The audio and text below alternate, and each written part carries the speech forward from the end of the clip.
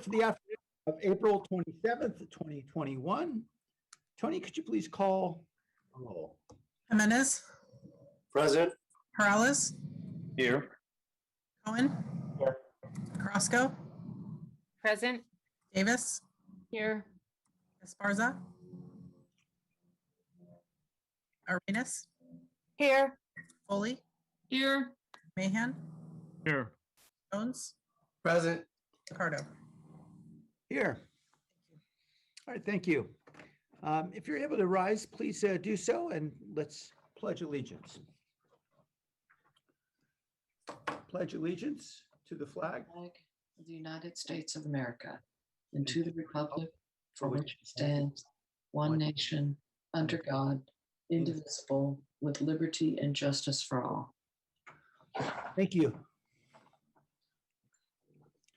Today's invocation will be provided by Sierramont Middle School Honors and Concert Choirs. Council Member Cohen will tell us more. Thank you. I'm happy to be joined today by Emily Montoya, who is the choir teacher at Sierramont Middle School. Berryessa School District really puts a lot of effort into making sure we maintain a strong music program, and all three of our middle schools have two great music teachers. So this month, I'm excited to introduce the choir teacher from Sierramont, and she'll speak for a moment about her program, and then we'll hear a selection from them. Good afternoon. I'm Emily Montoya. I'm the director of the choral department at Sierramont Middle School. We also have an instrumental department, a choral department, and an instrumental department at each of our middle schools in Berryessa Union School District, our public school district. And I'm pleased to introduce this performance from our combined honors and concert choirs.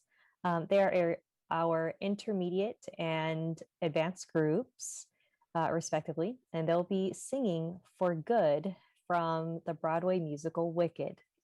I hope you enjoy it.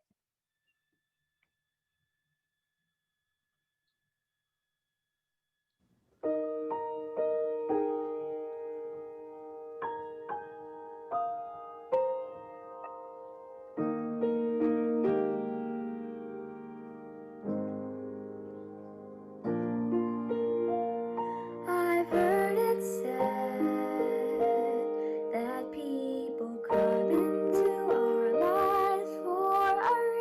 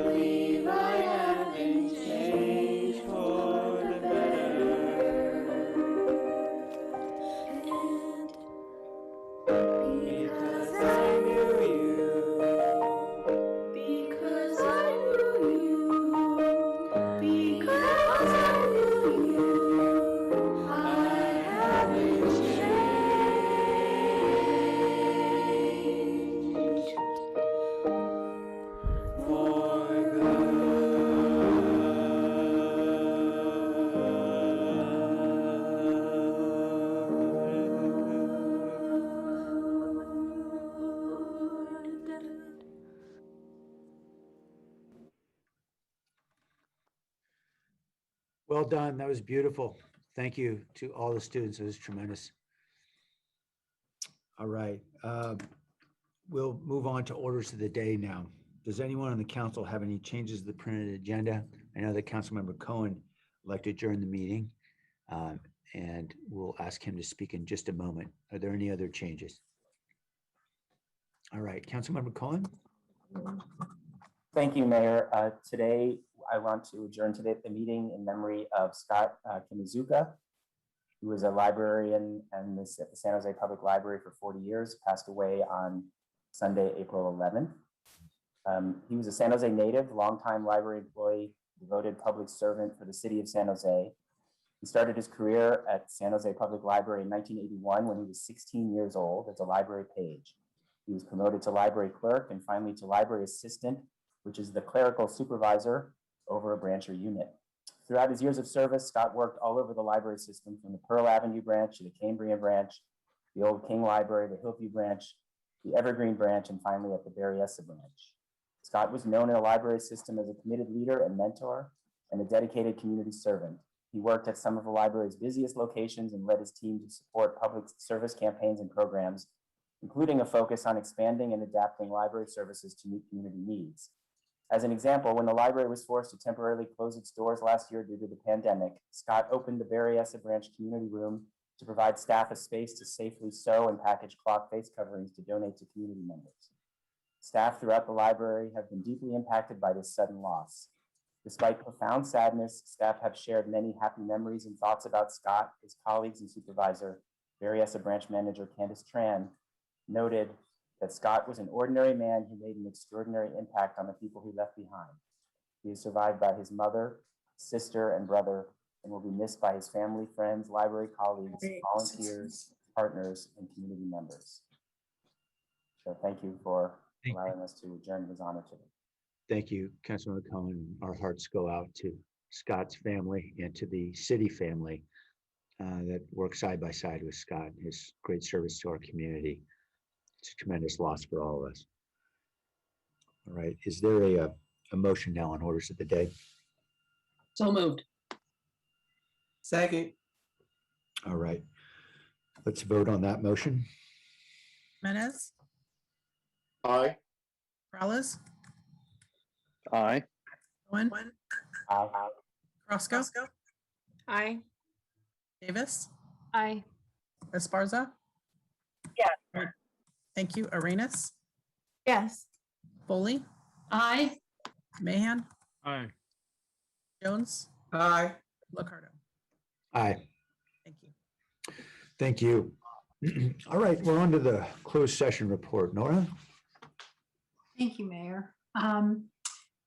This morning, we had a litigation matter on the closed session agenda, and the report out on that is there, with respect to the challenge to the Charcot Extension project, DOT staff is looking at some options for the project that they'll be prepared to discuss at a settlement meeting later this week. Thank you. Thank you. Right, on to the consent calendar. I see there's several items that my colleagues have already informed me that they'd like to pull. Councilmember Arenas would like to pull item 2.7, which is approval of Sexual Assault Awareness Month, 2.8, which is the Bill of Rights, Children and Youth. Councilmember Carrasco would like to pull items 212 and 213, that is Dia del Niño and the National Donate Life Month. Council members Foley and Davis would like to pull item 214, recognize Willow Glen High as the Santa Clara County High School mock trial tournament champions. Are there other items to be pulled from consent? All right, then let's start in order. Item 2.7, Sexual Assault Awareness Month. Councilmember Arenas. Thank you, Mayor. And I want to thank all my colleagues for joining me and sharing the Zoom background to recognize April as Sexual Assault Awareness Month and recognizing sexual assault response and strategy as a priority for the city as a whole. This is the 20th year that the National Sexual Violence Resource Center has established the National Sexual Assault Awareness Month. And this year, the theme that they have chosen is We Can Build Safe Online Spaces, which is very fitting for this time. The We Can campaign highlights how to practice consent online, how to support survivors online, and how to build respectful online communities free of sexual harassment and abuse. When we were asked to shelter in place and quarantine at home, not every home was safe for everyone. And in our latest reports of sexual assaults in San Jose, we recognize that the #1 location that sexual assaults crimes took place were within the home and the residence. And so as we reopen and continue with our pandemic recovery, we must do better for one another.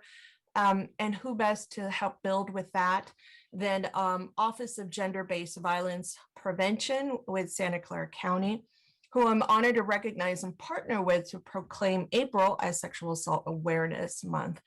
The office was just established 6 months before the pandemic hit, but that did not disrupt them. They continued with their services to support survivors and to heal and thrive.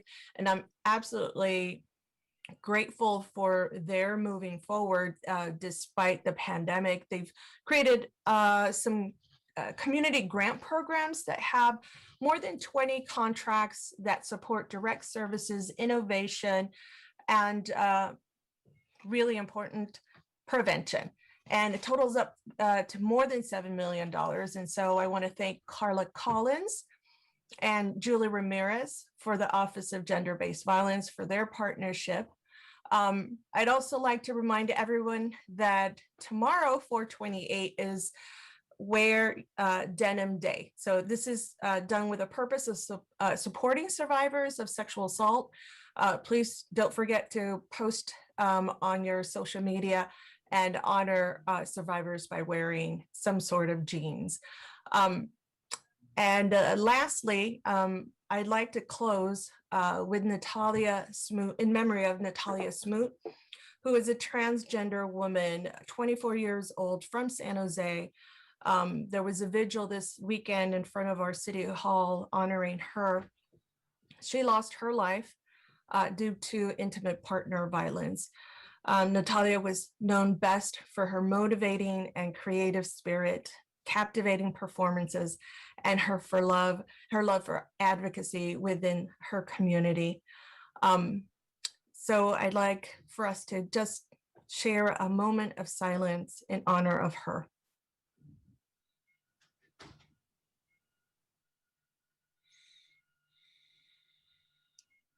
Thank you. And I'd love to play a video for you from the Office of Gender-Based Violence Prevention. I believe Carla Collins will be sharing a message. Hi, I'm Carla Collins, and I'm here with Julie Ramirez, and we are the county's Office of Gender-Based Violence Prevention. The office was formed in 2019 to transform the way our county responds to gender-based violence. This includes domestic violence, human trafficking, and sexual assault. And we know we can only do this work with partners like you, and that's why we want to thank Councilmember Arenas and all of the City Council for acknowledging April as Sexual Assault Awareness Month.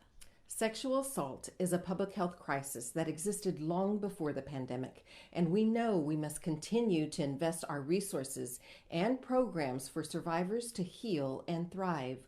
We are proud that our county has funded millions of dollars in Rape Crisis Center services, and we don't stop there. Thanks to the leadership of our Board of Supervisors and County Executive, we also fund prevention, education, and awareness, and we advocate for policies that are survivor-centered and trauma-informed. So as we continue to work on systemic change, on an individual level, we all have a role to play too. It starts with believing survivors, and this is true whether we're talking about sexual assault, human trafficking, or domestic violence. The most important thing we can do is to believe survivors and then support them. Sexual assault affects our entire community, regardless of gender identity, race, age, or economic status, and we must work together to end the violence. Finally, as we all grieve the tragic and senseless death of Natalia Smoot, We must commit to taking meaningful actions as policymakers because everyone deserves to be safe at home, at work, and in the community. And to anyone who may be suffering at this very moment, know that resources are available and on our website at sccendviolence.org. Thank you.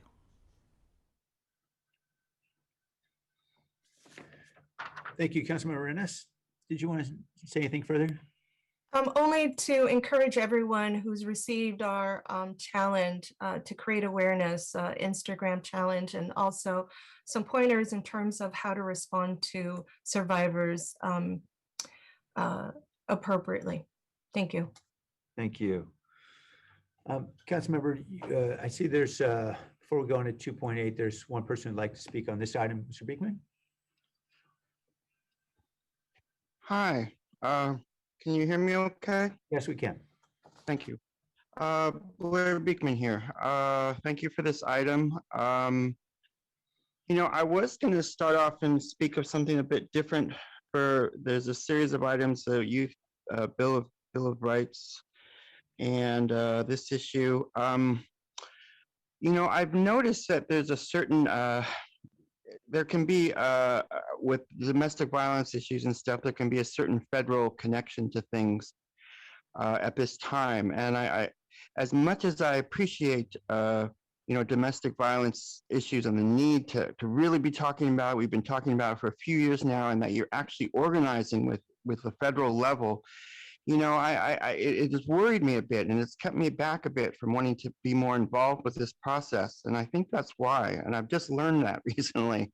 And now that I know that, I hope that just to identify that, I hope it can help bring some light to this process. And it's these good practices you're working on with federal and state agencies right now that you know, like with peer review program stuff, I hope you can learn how to develop that into more community-minded, reimagine ideas, and you know that, you know, we just, from good practices we can build out, and I hope that's what this is doing. That's what I was thinking about before the meeting, but now I'm listening to its words, and it's affecting me, and it's reminding me I have my own harassment issues, and I'm being fairly harassed myself a lot in my life at this time, and so thank you for this item. And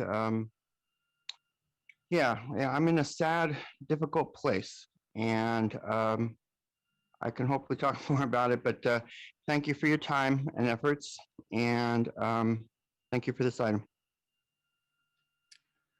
All right. Hang in there, Mr. Beekman. Tessa Woodmansee? Well, thank you, Mayor Liccardo, for your compassion towards Blair. That was very thoughtful. And I feel that way too, Blair. Care about you. Sending you love and caring.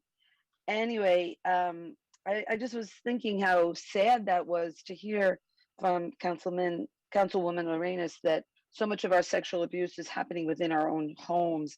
And so I guess it brings me back to the issue of housing and how important housing is, and how we're really not making the real effort to do that.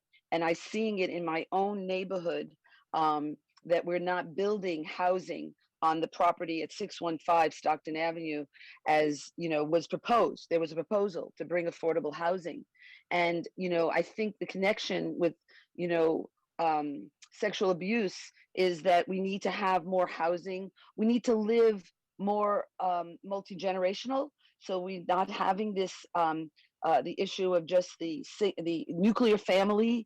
There's a problem there, and that if we live more multi-generational, then you have more, you know, it takes a village, and we have more eyes on the whole issue of living together more harmoniously, hopefully. And so when I see that the development of on 615, the proposal for housing was denied because it lived too close to commercial, and we're trying to protect commercial properties, that we're really not addressing the issues of our community, the crises in our communities. That's not what And this so it's about. what? Sexual assault. Well, what? So anyway, I'm saying is that we really need more housing, that creates the stress. That's not the topic of the item. Okay. Let's return now to 2.8, which is the Bill of Rights for Children and Youth. Councilmember Arenas? Thank you, Mayor. And lastly, I just want to share with everyone that we will have a joint meeting with the county this Thursday, April 29th at 1 p.m. through Zoom. And you can find it on the same way you find our council meetings, as well as look at our Facebook and find the Zoom link there. So I'll move on to the Bill of Rights for Children and Youth. This is work that our Youth Commission actually started in 2010, which is when this Bill of Rights was last authorized. And because there needs to be some update in terms of language, we're living in a very digital world in this very moment, and we wanted to make sure we reflected that, as well as our Youth Commission put together a youth symposium, as well as some days together to review these Bill of Rights and updated them. And so that's what you see in front of you, is this update. There's many cities around the Bay Area who've already approved it. San Mateo actually began it. Santa Clara County obviously has already passed it and moved on and actually upholding some of these Bill of Rights. And those of you who've gone to the Mayor's Gang Task Force Policy Team Committee saw a whole presentation from Kids in Common that develops a report card, if you will, of how we are faring in this county based on those articles, based on those Bill of Rights for children and youth. And really, this is a guideline for all of us to remember that our youth demand a certain level of treatment and should expect it from all of us, especially from their elected officials. And so I'd love to move my memo to update the Bill of Rights for our children. And this was also done in consultation, obviously, with our Youth Commission, but also with Dana Buddett, the Director of Kids in Common. And she thought it also very important to highlight the social emotional as well as behavioral health that we all need to have in the forefront for our children, especially during this pandemic time. Second. Thank you.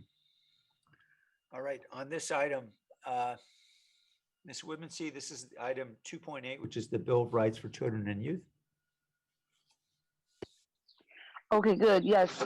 Well, I'm saying in regards to that we really need to have a program that supports women staying home to take care of their children for at least the first 5 years that like they have in other European countries. They do that in other European countries, that they give money, they support the women to stay home for first 5 years. When we talk about the first 5 years as being so critical, but yet we don't do anything to really make that work out.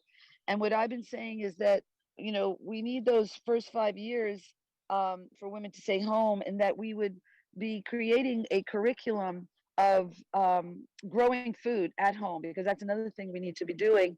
And also the curriculum would be involved with learning to live without fossil fuels, that we need to start our educational program to use our forethought about where our future is going. And when even, you know, right now, you know, our president is saying we as the science is saying, that we need to reduce 52%. Okay, so we have to prepare for that. And our educational system is not leading us in that direction of how to live without fossil fuels. And that does take a lot of growing your own food. It starts with growing your own food and staying home. And that's where I say COVID has really helped us understand the problems of the solutions that, you know, the same solutions that were there with COVID are the same with climate, is that we need to stay home. And the food insecurity that we're experiencing needs to be addressed by growing food locally. That is resiliency. And we need to be building a curriculum, a 4-H curriculum, a Grange movement that also supports us growing food and becoming more agrarian, that going back to our roots. And that can be led through Thank you. Mr. Brinkman? Hi, thank you. Thank you for the words of Tessa. It's nice to hear her. I was going to add that with this item, it was very nicely offered by Councilperson Arenas. This has been work that's been going on since 2010. And, it's just, you come to a meeting with preconceived ideas and then, voila, you start learning new things and interesting things when we gather all together. And yeah, so the Youth Commission, they've been working a lot on these things. I mean, and since 2010, that's a lot. To comment on Tessa's words, it was reminding me this item of Women's Bill of Rights issues, I think it's called. And I know the Human Services Commission was working a lot on, and I'm just amazed by their work on that subject. Tessa should be interested in that kind of work that, speaks to what she's talking about. And how that can relate to this measure is what I was going to say. I would be interested in that, how these two bills can connect.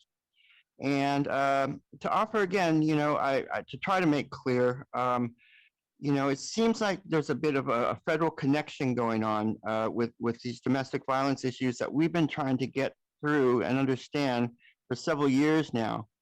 And I'm hoping that there can be some sort of organizational beginning at this time, and that from this process, we learn to grow and branch out and to really better develop or reimagine ideas for the future. I guess that's a game plan, that's an idea.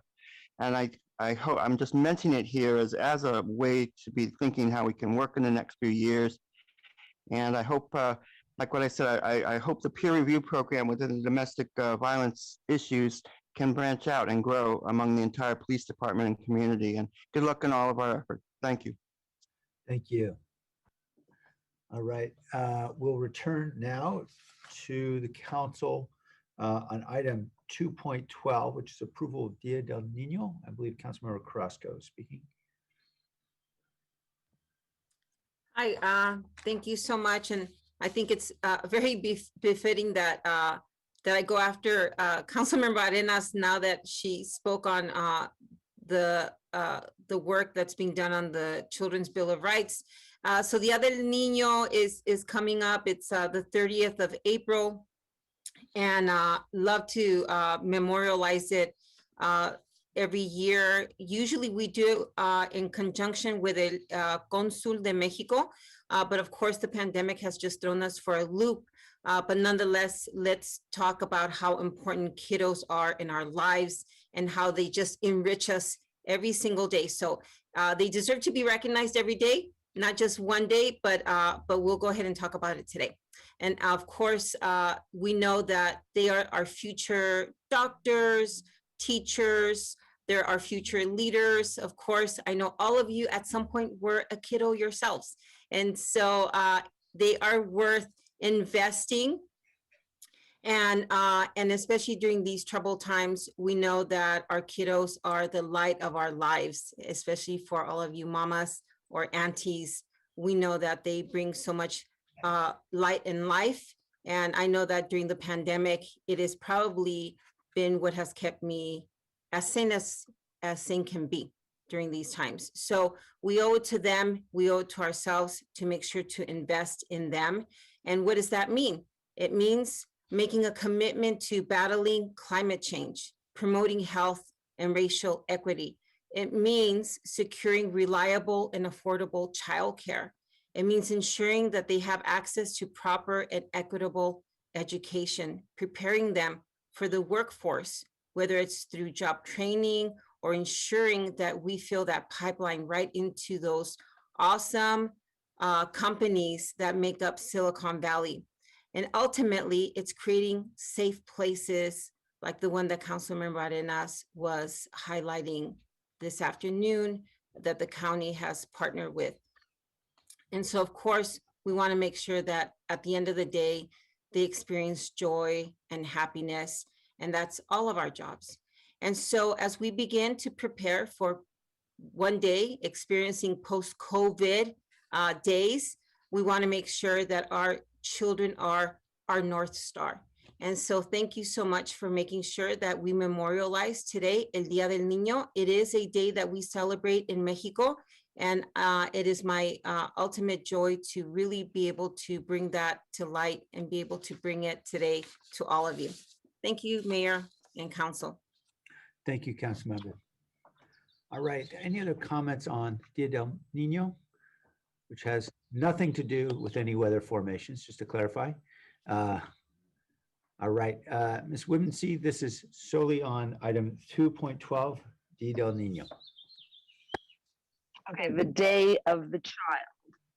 Okay, good. So that's, an important thing is that what we're doing with our children. And I think, and I really appreciate what Council Member Carrasco said, Magdalena said, is that, climate change and how that is how we can show that we care about our children. And we really need to make radical changes. And what that, ironically, the radical change that we need is to go back to way that our ancestors have lived, which is connected to small communities, connected to our landscape.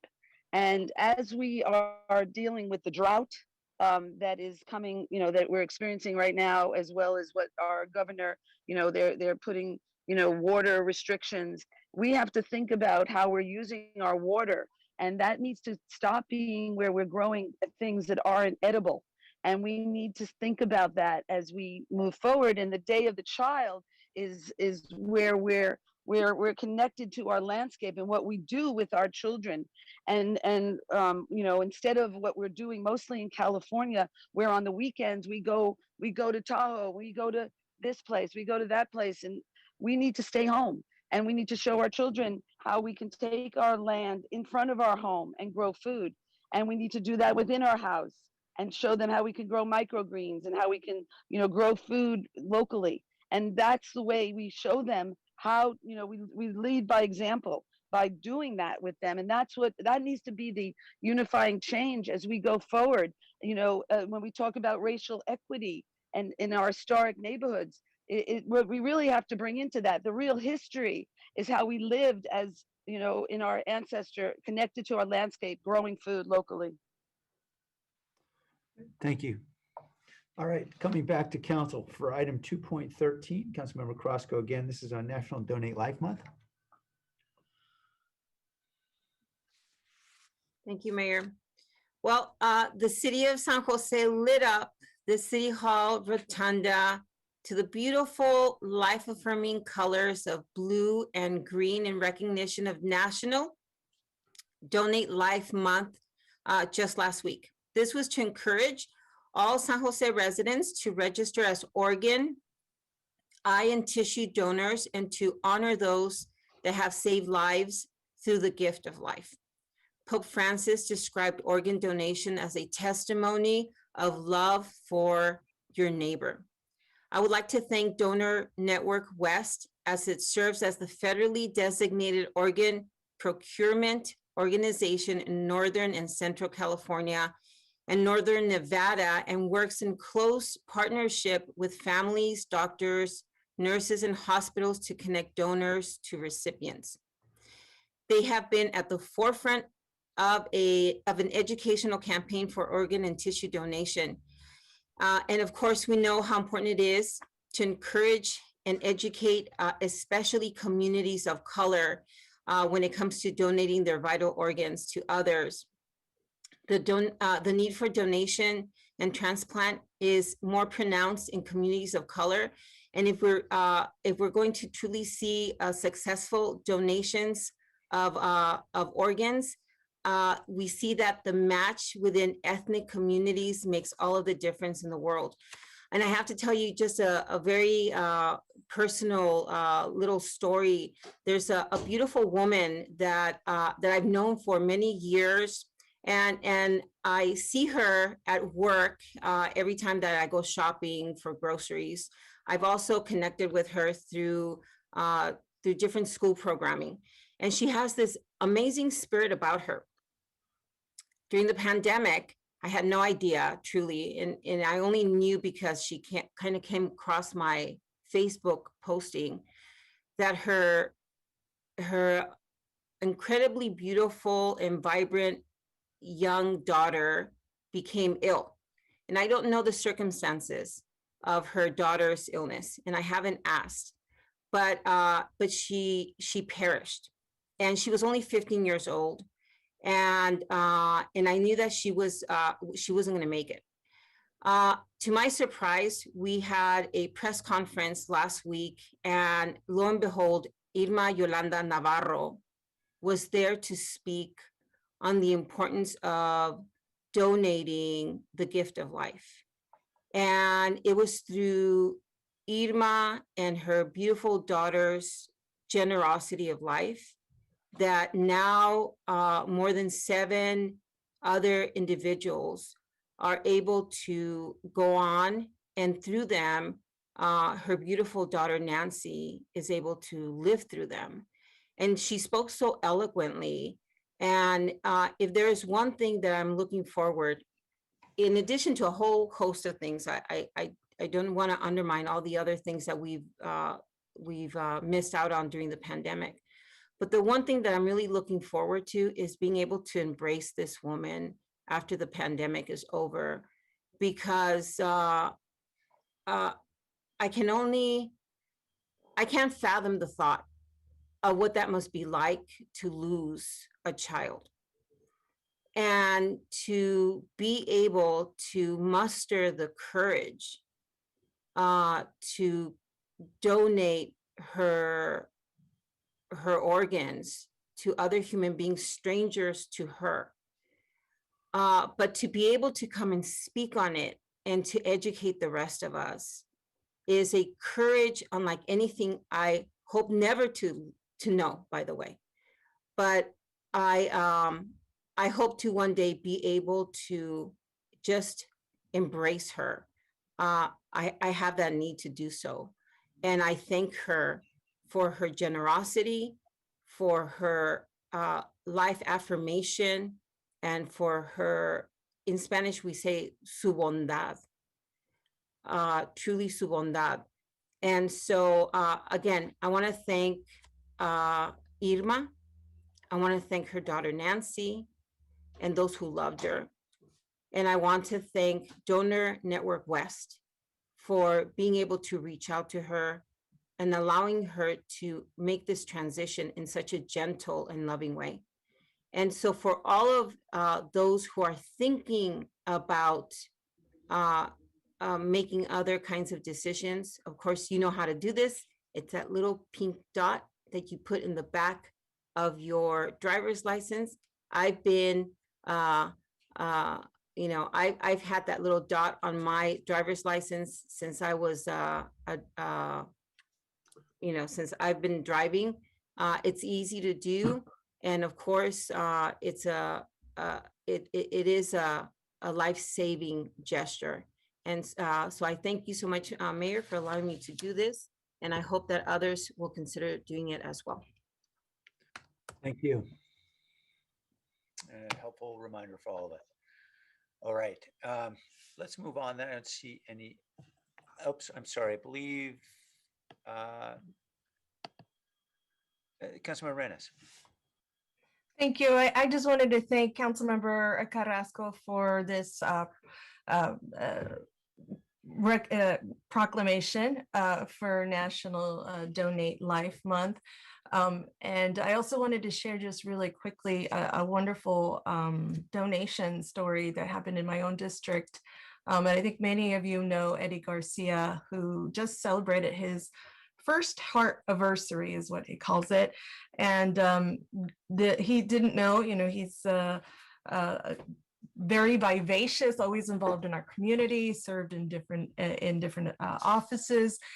And he was unsure of where, if there was going to be a heart that was going to come his way. And it finally did, from Idaho. And so he's named his heart Idaho. He refers to it as Idaho. And he's had some some challenges with it, but in the end, they've learned to live with one another, and it's accepted his body. And I just want to say that, it makes a huge difference for all of us. We might just think of it as a pink sticker, but for some people, they are just living the generosity, like you said, Councilmember Carrasco, of others to make that decision way ahead of time instead of when it's too late. So thank you so much for bringing that up. And I've also have had my sticker for a really long time. Who knows if they'll take my organs?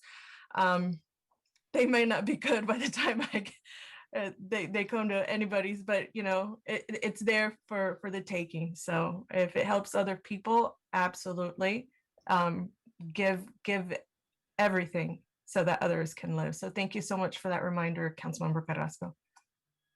Thank you. All right, Tessa Whitman-C, specifically on this item, which is National Donate Life Month. Thank you so much. Yes. Thank you, Magdalena Carrasco, for bringing this to our attention. What's interesting about what you said is what Pope Francis says in his encyclical, most recently, that his most recent encyclical was about brotherhood. And that was very important. And what he said is that we need to dream together, or else we alone individually see mirages. And the dreaming together is what we need to do. And anyway, so that's an important part of what Pope Francis said. And the other thing that you mentioned about what he said is to love each other. And that's another connection to another one of his documents on the care for our common home, the encyclical he wrote. And his comments were that polluting is a sin. And when we pollute, we hurt each other. And so, getting into reminding ourselves to love each other and care about each other is really important, and appreciate that. And what he was saying, Pope Francis, is that polluting is a sin. And if we really take that to that, every time we pollute, we hurt each other. And it's not only in our. Okay, well, I'm saying is that, okay, so basically what she's saying is about donating and donating our organs. And, one other thing is that in regards to that, it's interesting that the car is the way, in our driver's license, that the irony, of course, is that is where 40,000 Americans die every year from cars, as well as are disabled. 3 million of us are disabled every year from car accidents. So I was wondering how you put your organs in when you're not driving a car. That's a question. Anyway. Thank you. Let's go to item 2.14. This is recognizing Will Glen High. And I believe Council Member Foley and Davis would like to speak. Whoever would like to jump in first. I'll jump in first. Boy, this is the day of the child, I must say. It's really a great day, starting off with those beautiful voices from Saramani Middle School. Councilmember Cohen, thank you for sharing them with me. I always cry when I hear such beautiful voices and see the joy in the faces of the children. It moves my day. And then celebrating Children's Day, it's just awesome. Now I get to celebrate some high school kids. On behalf of Councilmember Dev Davis and myself, I'd like to take this opportunity to recognize Willow Glen High School as the champions of the 2021 Santa Clara County High School Mock Trial Tournament, and for advancing to the state tournament, where the team excelled and placed 16th out of 34 total teams. That's a remarkable effort on their part. Mock Trial is an interscholastic competition that provides our high school students the unique opportunity to acquire a working knowledge of what it's like to prepare for and present a legal case before the court. It requires critical thinking skills, public speaking proficiency, and at the core, a tremendous confidence. I'm always amazed by the intellectual ability of our young people, and the Willow Glen High School mock trial team is a perfect example of that. I actually watched them compete this year, and it was really fabulous to be able to zoom in and watch them. Because of the pandemic, the tournaments took a different format this year. The county tournament consisted of 7 rounds over the course of a 4-week period, entirely through Zoom. The tournament was presided over by sitting Superior Court judges and is scored by hundreds of local attorneys. The state tournament was conducted remotely as well. The Willow Glen High School team found strength in this alternative format and ended up being ideally suited for Zoom mock trials, which reward telegenic performances with strong content and creative personal touches. I actually have a little bit of a personal connection with the Willow Glen High School mock trial team. My daughter, Caitlin, was a Willow Glen High School student who participated in this when she was in high school. She played the role of the defendant and was a 2-time county champion during her years there. I would burst with pride every time I saw her perform and the team compete. I'm sure every parent and or guardian of this year's mock trial participants resonates with this same feeling. Additionally, one of my current D9 staff members, Cameron Hinkles, who's works for me part-time and finishes her college education very shortly. She was an attorney for Willow Glen's team a couple of years ago. So I have mock trial in my blood, even though I've never performed it, and they are braver than I am. To all the members of the Willow Glen High School mock trial team and coaches Jim Scharf and Doug Johns, congratulations on your well-deserved achievements. You should be very proud of all of the hard work and dedication that you poured into this experience. You are all unbelievably bright, and I know you will continue to do great things. And when you're ready, come and talk to me about an internship. And with that, I'd like to turn it over to Councilmember Dev Davis. Thank you, Councilmember Foley. I just want to add my congratulations to our county champions and as well on their state performance. This past year, this team has proven not only all the skills that Councilmember Foley discussed, but also their resiliency and their creativity. And I just want to thank all of them for giving us a bright spot to celebrate within this pandemic. And now I want to introduce Coach Jim Scharf. He's got a few words to say as well. Thank you for this commendation. We don't do this for the recognition. Our sole goal is to be excellent, but recognition is always appreciated. I want to take this opportunity to thank Willow Glen High School's administration and the Willow Glen Education Foundation for financially supporting our program. And you may be interested to learn that our mock trial team and I have several ties to the city of San Jose and City Council. I was a deputy city attorney when I coached my very first high school mock trial team back in 1994. And as Council Member Foley just mentioned, I coached her daughter as well as her current policy aide. And many, many attorneys from the city attorney's office have volunteered their time to score at the county mock trial tournament. I remember City Attorney Rick Doyle scoring the final round when our team won back in 2014. When my children were on the team. Again, thank you so much for this recognition. We have most of the team returning, and I hope to see you again next year. Thank you, Coach. All right, congratulations to the champs. We have one member of the community who'd like to speak. Tessa, this is specifically on Willow Glen High. And okay, good. Thank you so much. Yes, it was really exciting about the mock trial. My son, Marshall Woodman C., worked on Youth in Government, is another corollary program that the high schools through the it's high school program through the YMCA that was created to create, to help children, that we have to every generation needs to be taught about democracy. And that's the Youth in Government program. So just to add the corollary of this mock trial program, which is, creating lawyers as we go forward and have to, defend the earth against capitalism and consumerism. That is going to be our challenge going forward. And we need good lawyers to defend the earth. But I wanted to bring attention to the community about the wonderful program that my son was involved in called Youth in Government through the YMCA, which also has a trial element in it.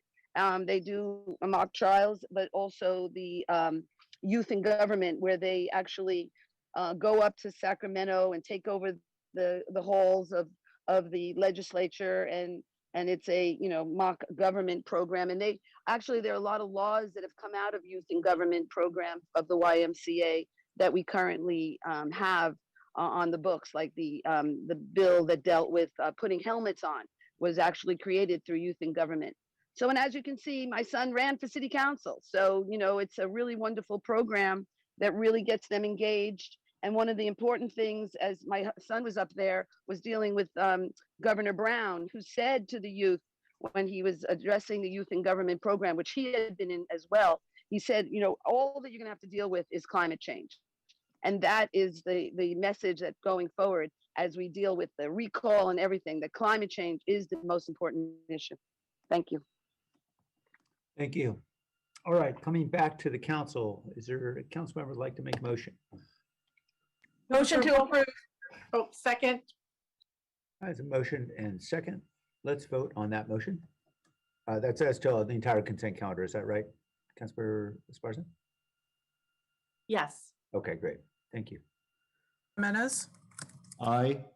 Morales, Aye. Cohen, Aye.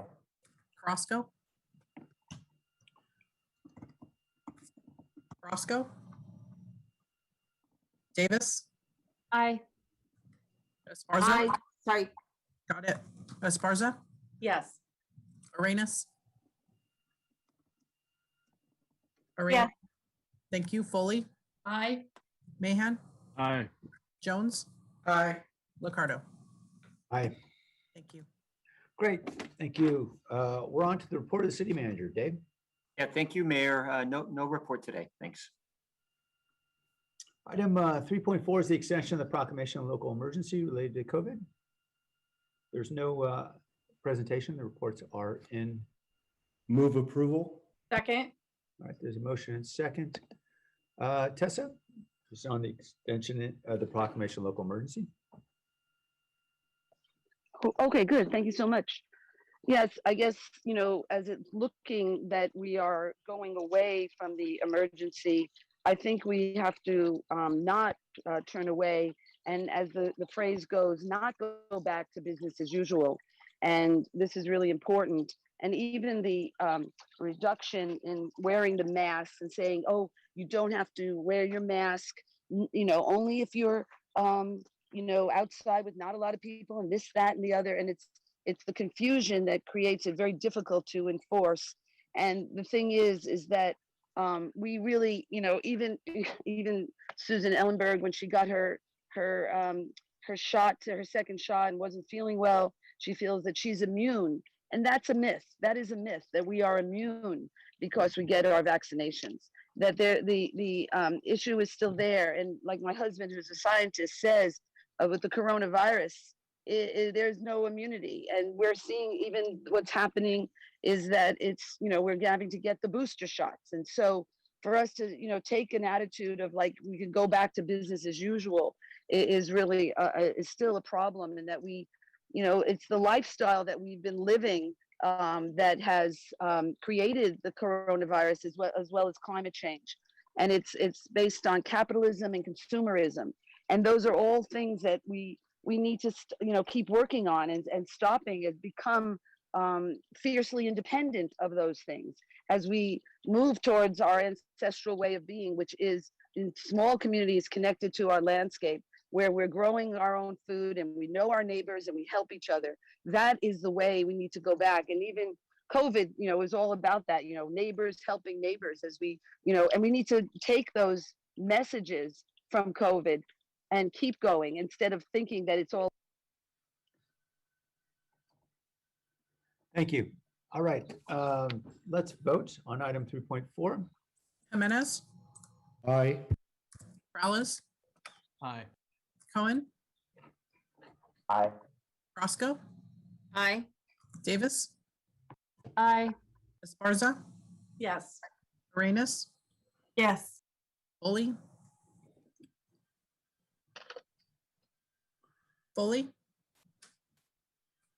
Mahan, Aye. Jones. Aye. Ricardo. Aye. Thank you. Mr. Beekman, you'd raise your hand right in the middle of that roll call. Was that for the last item or for the next one? Oh, it's for this item. If you got time, I hope, please. Please, if you could be brief, yes. Okay, yeah, thank you. Blair Beekman here. Yeah, I wanted to comment, Kamala Harris, Vice President Harris spoke about at the UN yesterday about, it's really our time to make, we got to work towards changes in how we talk about the future of COVID-19. And we got to really learn from our mistakes from this pandemic process and make sure these kind of things don't happen again. And we got to get it right, I think is what she said. And that means a lot to me. I mean, in my world, in my thinking, I think we're trying to take the steps. What are the steps of positive sustainability out of this, pandemic? And, we need to address this pandemic for our future in order to take those steps out of it and towards our better positive, ideals for the future. We had a whole set of things we were working on before COVID. We're trying to continue those good efforts. Thank you for what we're doing. I'm trying to understand, it was mentioned at Santa Clara County Board of Supervisors last week, they're setting up business programs so they can invest in HVAC systems themselves and invest in what's called the air quality and air filtration systems. They're trying to create funding for that at the county level for small businesses. So look into it, ask about it, ask about how HVAC systems can be a part of the solution, basically, I guess. I'm thinking, I hope that can just be open conversation and it could be safe to talk about. What else is on my mind about COVID?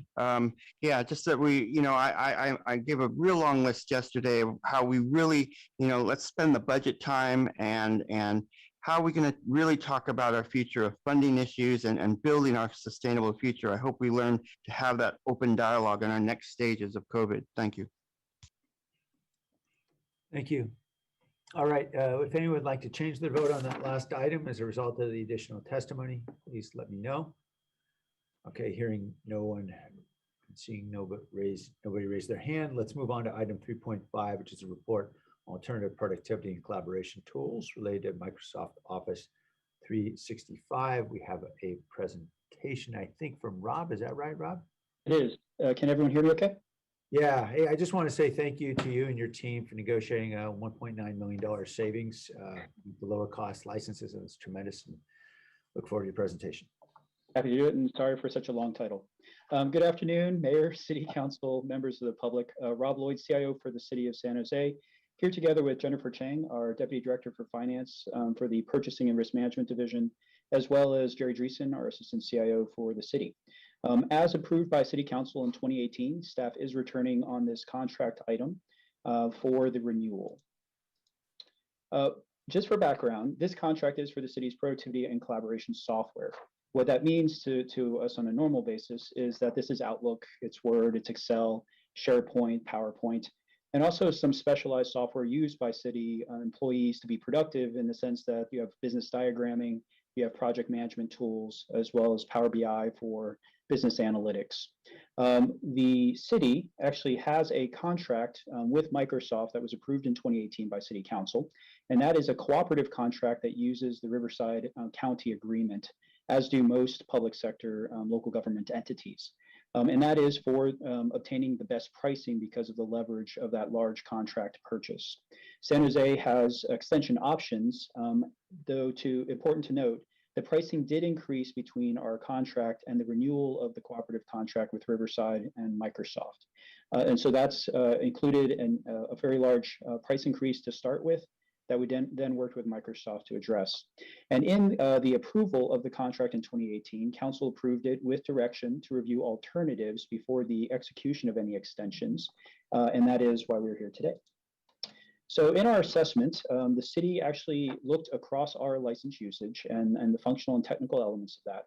We issued a request for information so that we could take a look at what the alternatives out there were that could support a large scale organization. And we had proposals come in, or requests for information proposals come in from 4 potential vendors.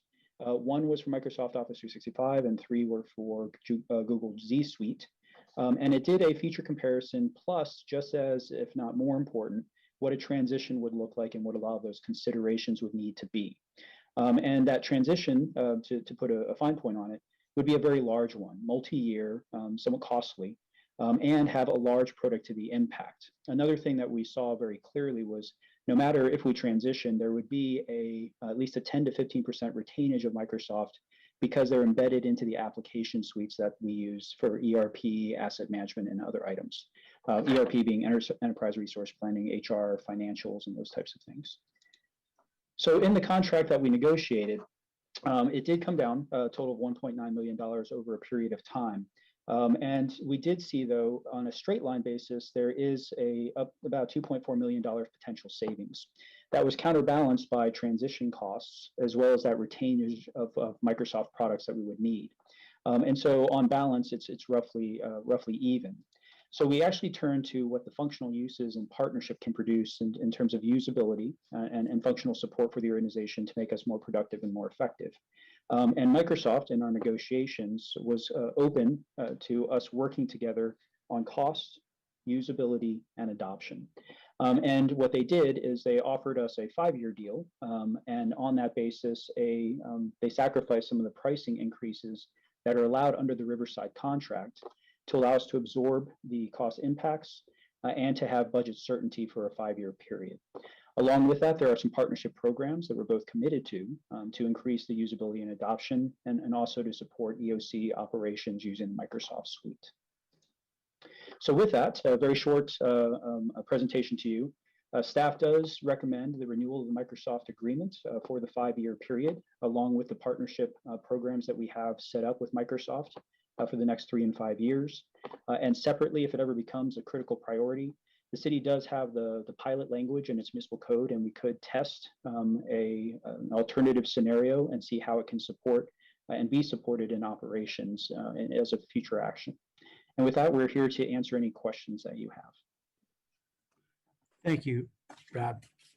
Let's go to the public first, and that is Tessa Whitmancy, specifically on this contract with Microsoft Office.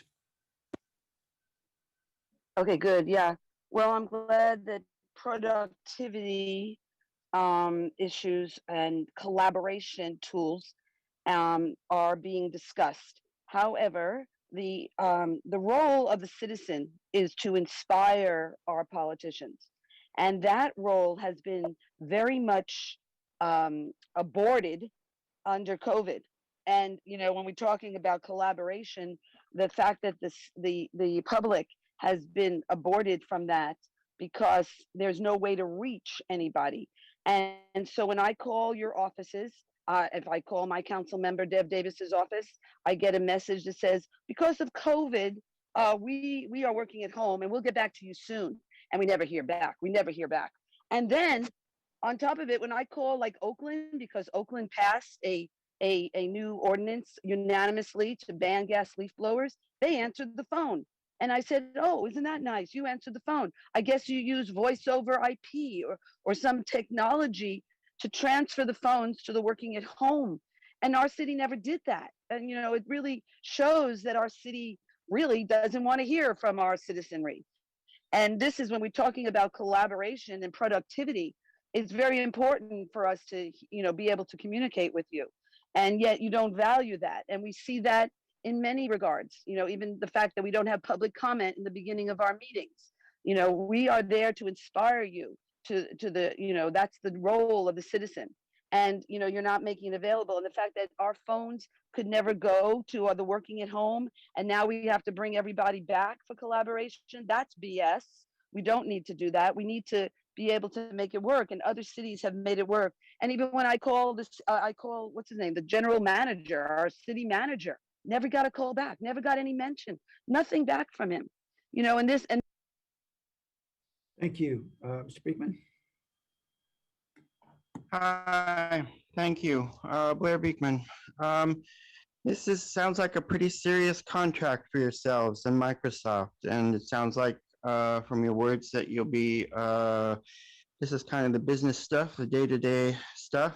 And if I read the memo right, it's an expensive contract, and it is Microsoft, which to myself, they are a major contributor to our IoT future in San Jose and how you work in San Jose. And so that will include your dark fiber issues, your surveillance and technology and data collection issues with Microsoft. I hope we're just learning really important lessons that reimagine, and that we're entering an era to really address the future of the military industrial prison complex. And it's a really exciting concept and a really exciting time, basically. And we're entering an era, where it is the individual of a community who will have a more important voice in the democratic process of his community. It isn't just dictates being handed down by government anymore. We're trying to develop what can be a different way, a more shared process. And that's an interesting concept that we really have avoided, especially since 9/11. As 9/11 brought in the ideas of war and secrecy and closed government practices. We're opening that up, and there is an incredibly sustainable, hopeful future that is possible of a community, of the individual of a community, helping his community or their community. So bring this back to Microsoft, talk to them about this. Thank you.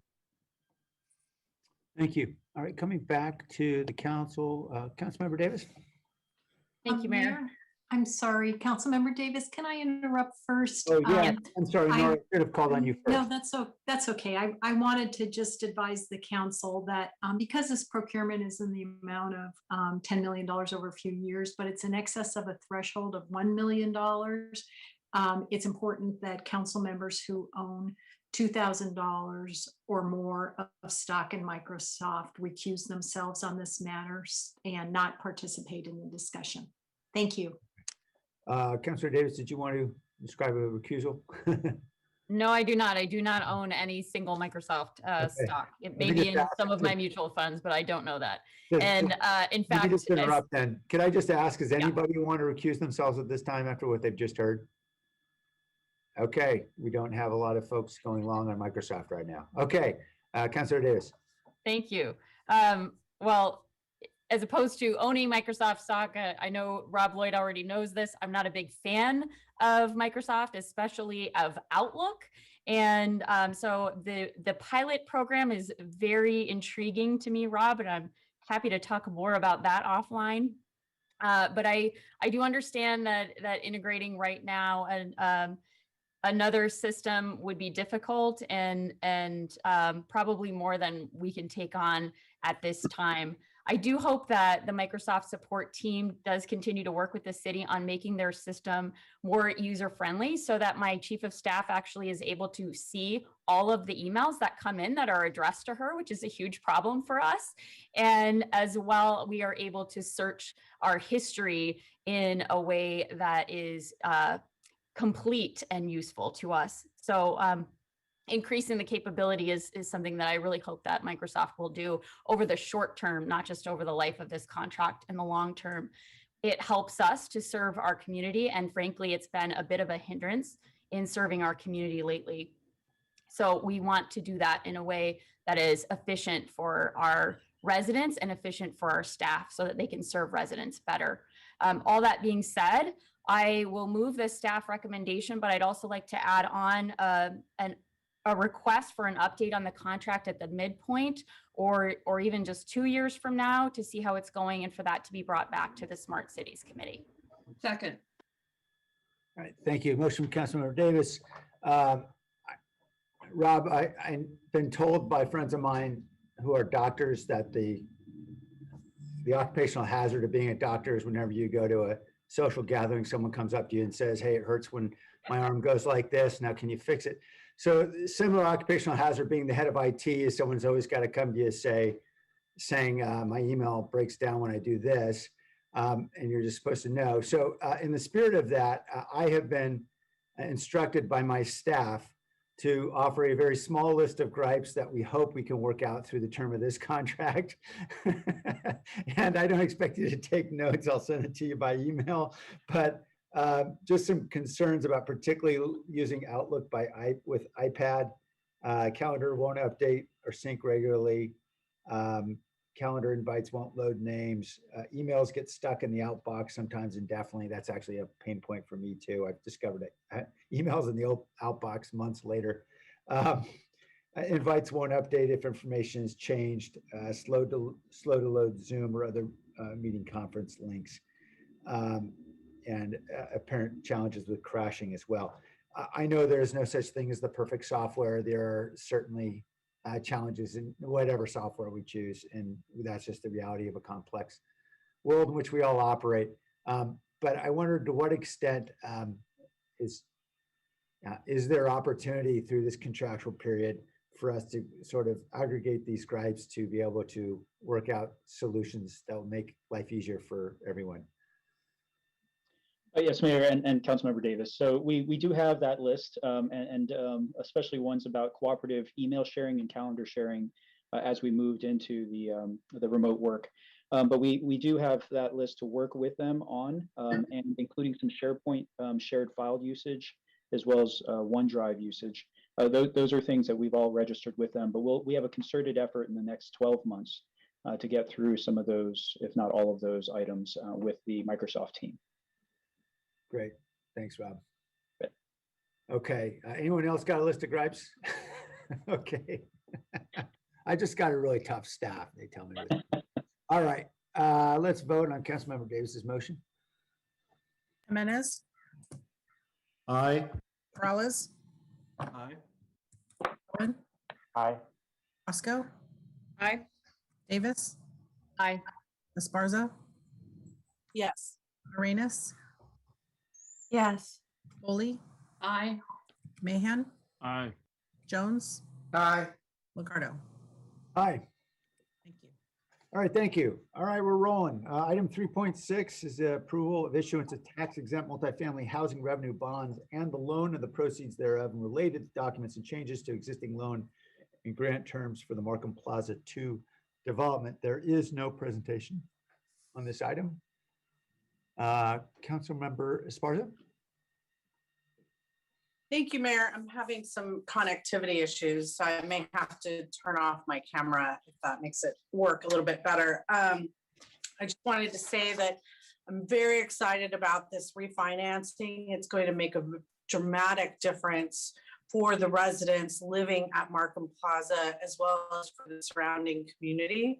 I was actually out there a couple of weeks ago with the whole team from CORE, in EAH housing, and my staff reviewed the rehabilitation plans with the developer, and I think we're all really excited about it. The improvements include new appliances, smoke detector and sprinkler systems, new countertops, insulation, lighting, doors, increased on-site security, and the thing I think we're all most excited about is that this will add a total of 9 additional positions for that site, 4 resource coordinator positions that are being paid through this refi.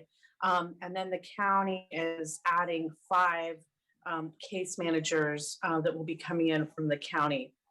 So again, I think that this really presents an opportunity to revitalize Markham Plaza and the surrounding community for the residents as well as their neighbors. With that, I move to approve. Second. All right, there's a motion and second. Let's go to the public. Ms. Woodmansee, we're speaking specifically on multifamily housing revenue bonds and loans related to Markham Plaza 2. Okay, good. Well, I'm glad to hear that you're supporting affordable housing and spending money, I guess, bonds that support housing. I think that's so important, especially when I just heard that we spent, I don't know if it was 135 million or 35 million or something to extend the what is it, the skating rink for the Sharks, that we're spending money for a private business to extend their, you know, their ice rink, you know, that 35 million or something or something. Anyway, so I'm glad to hear that you're spending money on housing. And, you know, we have to stay focused on our 4 crises, which are climate, biodiversity, pollution, and housing. And so I'm glad to hear that, even though, and I'm glad that there's a lot of community support for this. And this is where our community is trying to get housing in our neighborhood. And we're fighting the issues of, you know, allowing the corporations to choose what happens in our neighborhood, because they don't want the residents near their polluting operation. Instead of having it be that we should, when we live near these operations, we're the eyes of the community, and then there needs to be controls over noise and air pollution. And that, to say that we're not going to have housing because it's too close to, like, a mile away or so, a half a mile away from a polluting source, which is the cement factory in our neighborhood, is wrong. And we need to really reevaluate that and say that housing needs to be a priority, and businesses, keeping businesses in San Jose does not need to be the priority. And if the businesses have to be good neighbors, and that's your job, is control, protecting us from harm and controlling businesses. And so they protect, your job is to protect us from harm. Thank you. Mr. Beekman. Hi, Blair Beekman here. Thank you for this item, and thank you to everyone for your patience to hear out Tessa and myself and our wonderful concepts of life as public commenters. I hope it can help our process and not be a hindrance to yourselves. Yeah, to try to add to the dialogue of this item, I've been trying to grasp the concept of what exactly is our COVID things that we're working towards, and what is just our overall good practices we always try to develop. And this is one of them. It seems like a really nice, good idea that we've always tried to work towards to create and develop. I don't know if this has happened because of the era of COVID or not, but I hope that we just have a certain amount of patience for, these kind of programs and projects and ideas that we have to consider, in these next coming months and years. It's a lot for people to want to deal with, I know, who aren't used to wanting to work this way. And I hope this sort of program can be a simple example of what our good practices are and what we always try to work towards as local community and government. And so thanks for this project, and hopefully a good reminder that the COVID-19 has really grown a lot in Southeast Asia and in India at this time. I say we need to be a bit wary and be a bit ready in this country, and don't let our guard down yet, and just be careful. Thank you. Thank you. All right, returning to council member. I see a person named Brian who's in the participant room. I believe, maybe, is it Brian Darby?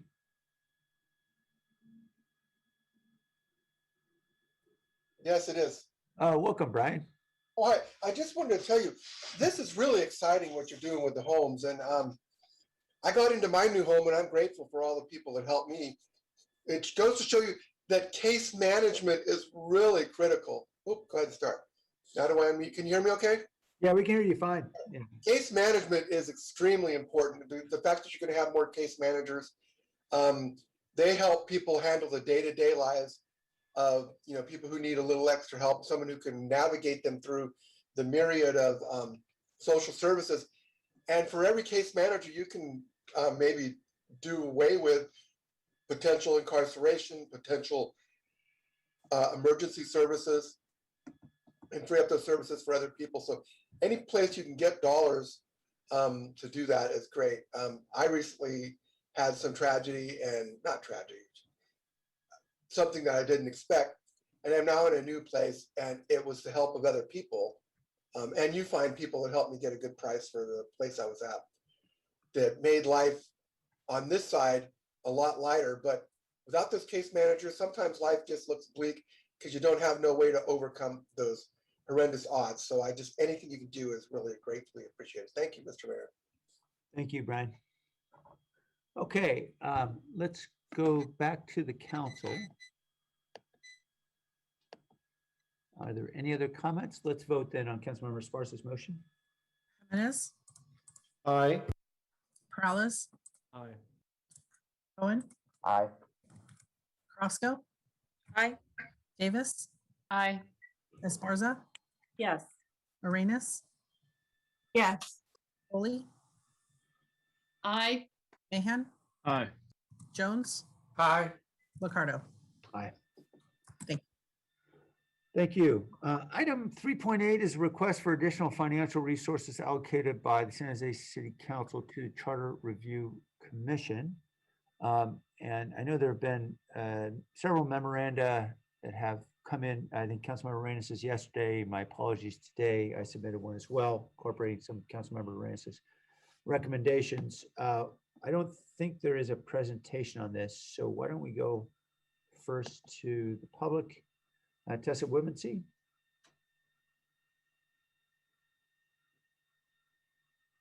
Okay, good. Thank you so much. Yes, I participated in the that commission on the issues of our governance and how we're going forward with our governance. And then I never heard back from them, and I was like, this is, I guess, why where community activism, once you sign up and you're in something, in a meeting, that we should be notified of the agenda and all the things, which I never got from that group that is dealing with the and they're saying more the charter review, and it is a critical issue as we go forward, the way we're, our governance and the problems we're having with that. And so, anyway, that was just something that when they say that they want more money for public outreach, that's just a comment that if anybody signs up for the group or for this meeting, which I was in one of them at least, that they should be, they make sure there's a mailing list that they get alerted to future meetings. So that was one issue. I'm supportive of the, I guess, the allocation that they're requesting, but definitely more public outreach to the community about their meetings. And so that was that comment. And basically, it is an important commission, so I support any funding that they're saying they needed, but like they're saying that they need it for more public output, public input, they need to do better with that. And that's my comment, basically. Jeffrey Buchanan. Mayor and Council, Jeffrey Buchanan on behalf of Working Partnerships. Would like to encourage your support for Councilmember Arenas' memo. Certainly when the council decided to create this commission, there was a tremendous amount of public inquiry into the future of our charter. And I think, while we've appreciated the efforts to date around the Charter Commission, for those who have been participating, it's pretty obvious that to get the wider public engaged in this conversation, it's going to take new and different kinds of public engagement. Public engagement that's all the much more difficult during COVID times. And trying, so the commission, I think in its wisdom, has brought this proposal before you to look at adopting some of the good practices the city has put into place, and things like its around the Dearden station work, around the downtown mobility plan, looking to engage small nonprofits to be able to work and provide deeper forms of engagement that reach constituents other than just attending the public meetings, trying to find different ways to educate the community about what's possible with the charter, what the charter does, what kind of things can be done within this review commission.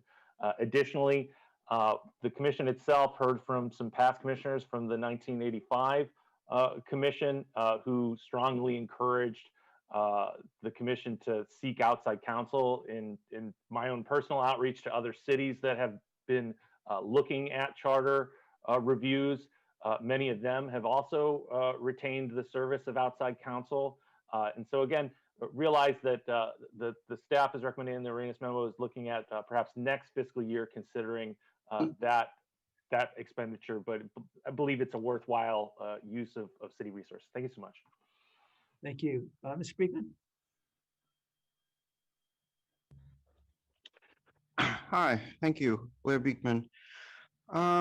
Yeah, thank you for this item. It's been ongoing.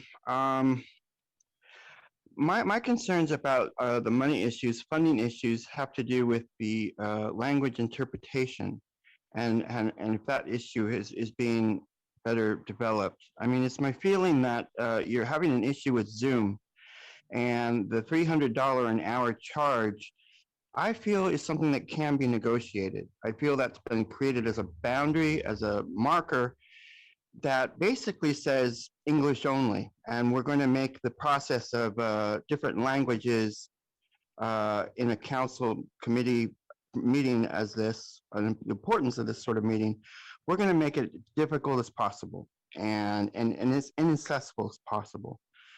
I've mentioned many times, I feel there can be ways you can negotiate with the city union to work for $100 an hour idea. I think, and to get city employees wanting to be involved in interpretation from Vietnamese, Espanol, you know, there's an Eritrean, Ethiopian population,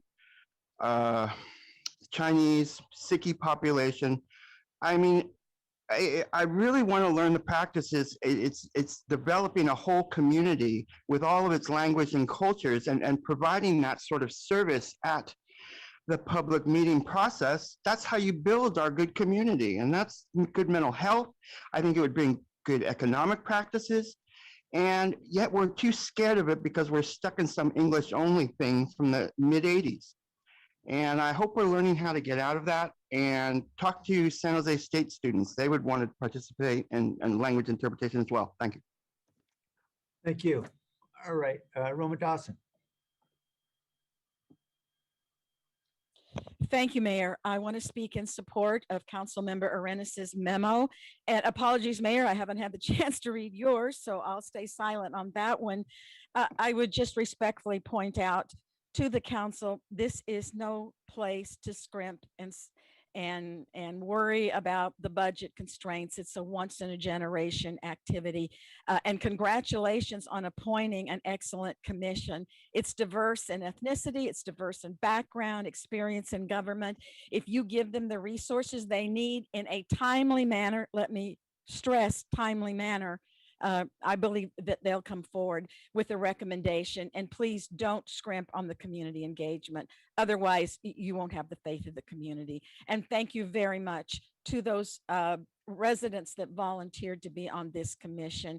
And I have great respect for the work they've done to date. Thank you. Thank you. All right, let's come back to council. Councilmember Arenas, I know that you've got a memo that was filed yesterday, and I submitted one today. Just to briefly describe, I'll go to you in just a moment. I suggested we incorporate your first two recommendations. I think that primary difference between our memoranda relates to the expenditure of $150,000 on outside counsel. And so we checked in with the city attorney's office, and they feel that they certainly have the capacity. I think it would be helpful to know if there is some specific conflict of interest or other allegation that should be raised. Certainly that's something that should come to the council's attention in making decisions like this. But I think that's a pretty unlikely scenario. I think the attorney's role overwhelmingly is going to be around taking whatever the commission has recommended and putting it into some kind of legal resolution that, of course, would be considered and potentially altered by the council before going to the voters. Obviously, there will be some advice as well, but I'm having a hard time understanding, unless there's some reform that someone's proposing to undermine the authority of the city attorney specifically. I just don't see the likelihood of a conflict. And my greater concern is that attorney costs get very, very expensive. We happen to have experts in municipal law right here in City Hall. In fact, many would say perhaps the best in the area, if not in the state. And we ought to take advantage of the expertise we have in-house, and paying hundreds, if not thousands of dollars per hour for a private law firm to render those same services doesn't seem to me to be an optimal use of scarce resources. Certainly support the idea of spending resources on outreach and on research and other tools that this commission needs. But commissions generally don't get their own attorney. There's very rare exceptions for that. We know that, for example, in the case of the pension funds, there are clear financial conflicts between the interests of the city and the interests of the funds in terms of fiduciary duties of those boards, and they're dealing with billions of dollars, and it's understandable why there's independent counsel. That's just not the case here. And so I think it would be helpful for us to really focus on those needs that will most further the objectives of the commission. Councilmember Arenas? Thank you, Mayor. And I noticed on the participant list, there's still two hands outstanding. I think when you went back to the council, they were there. Okay, sure. Well, we'll happy to go there. I think they recently raised their hand. So Jeremy Bruce. Thank you, Mayor, for giving me the opportunity to speak, and thank you, Councilmember Arenas, for putting me on notice. My name is Jeremy Barus, and I am very honored to serve as a commissioner on the Charter Review Commission. And we've had former mayors, we've had former city managers, and we have a couple former city council members serving our commission. I've spoken to our commission and shared that the provisions of the city charter that we'll be recommending to the mayor and council later this year will have lasting impacts on our city and its residents. That's why it's important that we look at every avenue in making a robust recommendation for our city charter that includes, equity for our city and its residents. And if there's an opportunity to look at ways that we can improve housing, improve public safety, that would be something that we would love to use with outside counsel. Thank you for being willing to expand our financial resources. We would love to, as the Charter Review Commission, to give our input for fiscal year 2022. Thank you for that. And I really would hope, that in order to really make a robust and thorough recommendation, that we are exploring every avenue through outside counsel. So thank you. Thank you. Alex Shore? Thanks so much. Alex Shore with Catalyze SV. Thanks, Councilmember Arenas, for squeezing us in. Just a couple wise words I wanted to share. Community engagement across cultural and language barriers is crucial for something that can only move forward with not just the support of council, but the support of San Jose voters. Wise words from Councilmember Arenas. More wise words. Moreover, community outreach and engagement must be a permanent fixture of the city's approach to policymaking. That is, the city must develop the human infrastructure internally and when needed with community partners to conduct ongoing outreach as a fundamental task of democratic governance. Those words are from Mayor Liccardo. Want to thank them for raising these issues, as well as the Charter Review Commission. Equitable community engagement is one of Catalyze SV's core values, and we definitely see that being talked about today. So thank you to the council for considering community engagement as part of the charter review process. I'm out. Thank you, Alex. Okay, now Councilmember Arenas. Thank you. So I appreciate all the callers who made an effort to express their views. We also heard them previously at the Rules Committee. And it was really important for me to move this memo forward, as I heard that there was resources that they needed, primarily in the area of interpretation and translation, of outreach. And Mayor, and I agree with you that we need to really focus on what is important here. And in your memo on under item 1C1 and 2, you talk about ensuring that there is this operational infrastructure to effectively conduct outreach for initiatives of citywide importance. And this is something that has been on my mind since, we've seen the pandemic hit very fragile communities and the communities that are hardest to reach. And so one of the areas that I think as a city we need to continue to work on is just what you outlined here, and making sure that we just have a gold standard for outreach for these hardest to reach communities, so that in any memo or in any effort that we're trying to bring in folks into the fold, that we don't have to ask, or I don't have to ask, because I feel like I constantly ask this: how did we reach our hardest to reach communities? Or did we reach our hardest to reach communities? Or did we just do a survey that was online and that's a very concise group of people who have access to online services or the resources or the time to do that? And so I'm absolutely in agreement with you on your item under 1A, B, C, I, and 2. I think the area where I do disagree is the legal expertise, and this is no reflection on what the quality of attorneys that we have here in the city. And it's not as you heard some of the speakers, it's not a financial conflict between, interest.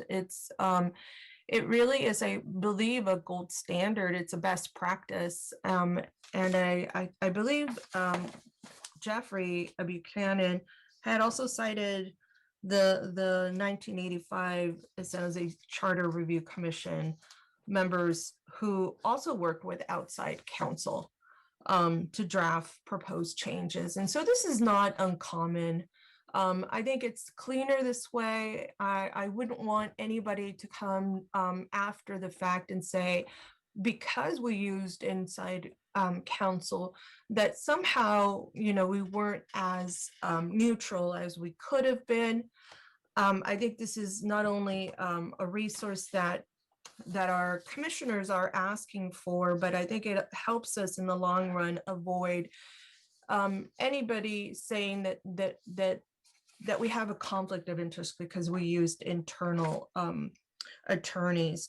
And so I want to point out what that amount is. I think for outside legal counsel is not for this fiscal year, but for the upcoming fiscal year for 125,000. I don't know that all 125 would actually be used. But when you think about the changes that these commissioners are dealing with, and that, there's a lot on their shoulders in terms of how our city is going to function based on their decisions. I think that they need to have the kind of resources that they see fit, as well as what is a best practice. And it's not, like I said, it's not uncommon. I think it's more common to have outside counsel. Not every commission does, but not every commission is deciding kind of the future fate of how we are going to govern ourselves. And so I think this is a very different type of commission. with a very specific ask from us. So we developed this commission to assist us with this. And so I'd like to move my memo as well as include your memo, Mayor, with item 1, so that we can move forward and support our commissioners in a way that will be significant, not only for this commission, but hopefully really transform the way that we provide outreach to our community. As you heard some folks talk about, well, we didn't hear about the meeting. We didn't, we need to hear more about this meeting. And really transform the way that we bring those hardest to reach folks into the fold. So that's my motion. Second. All right, motion is second. Councilmember Khan? Yes, thank you. And I want to thank the members of the public and members of the commission that have spoken and given their input on this topic and spoken to me over the past month as a member of the Rules Committee and also leading up to this meeting to give me their perspective. I've spoken extensively with the District 4 commission member to get his perspective on what it is that they need to get their job done. I'm fully supportive of making sure that we have resources available for the outreach and translation services that they need to reach every corner of our community. And, I don't want to limit the amount there. I do have questions about the necessity of spending the resources and the time it would take to vet and hire outside counsel when we do have a counsel that's supporting that commission. My preference would be to provide even more resources for the rest of what the commission needs and not use those resources for counsel. And so let me ask some questions of Nora about the role of the council representing that commission. I'm hearing concerns that seem hypothetical to me about conflict of interest. How do you see the role of the legal counsel representative who's working with the Charter Commission? Thank you, Council Member. As of now, he's been attending all of the meetings and gathering information, listening to the discussion, those kinds of things. Thus far, there haven't been issues raised that have triggered legal conflict of interest concerns for us. And he's been able to attend all of the meetings and participate as needed. So so far it's fit within his interests and his time constraints within the office. Okay, and I guess the hypothetical concern that I'm hearing from the council, I mean, not from the council, from members of the commission when this was brought up, were about the idea that a proposal could be brought forward that our inside counsel might say doesn't fit with what we do as a city or doesn't match the current charter. But it's hard for me to really follow that through and understand how that would play itself out when the purpose of the Charter Review Commission is to suggest changes, right? So I guess I'm confused about what the specific conflict of interest could be. The purpose of that legal counsel would be to say, well, this wouldn't fit with state law, or this wouldn't be something that we could do legally under whatever other overarching governing structures govern the operation of a city. And it seems to me that somebody who works for the city attorney's office actually would have a good expertise in knowing how large cities operate and what the legal constraints of the state are and how the city can operate. But any suggestion that I'm hearing that has come up at the commission, it's hard. I guess I want assurance that the person who's representing your office wouldn't necessarily provide opinion on what's a better way to operate or not, but would be there to help facilitate the implementation of what the commission deems important based on their outreach to the community and what they're doing as a group. And council member, I think that's, your characterization is consistent with how we see our role. Our job is not to weigh in on the policy decisions unless there are legal issues, and to draft and craft either whether it's an ordinance or an agreement or any type of legal document in the way that we understand a council or a commission intended.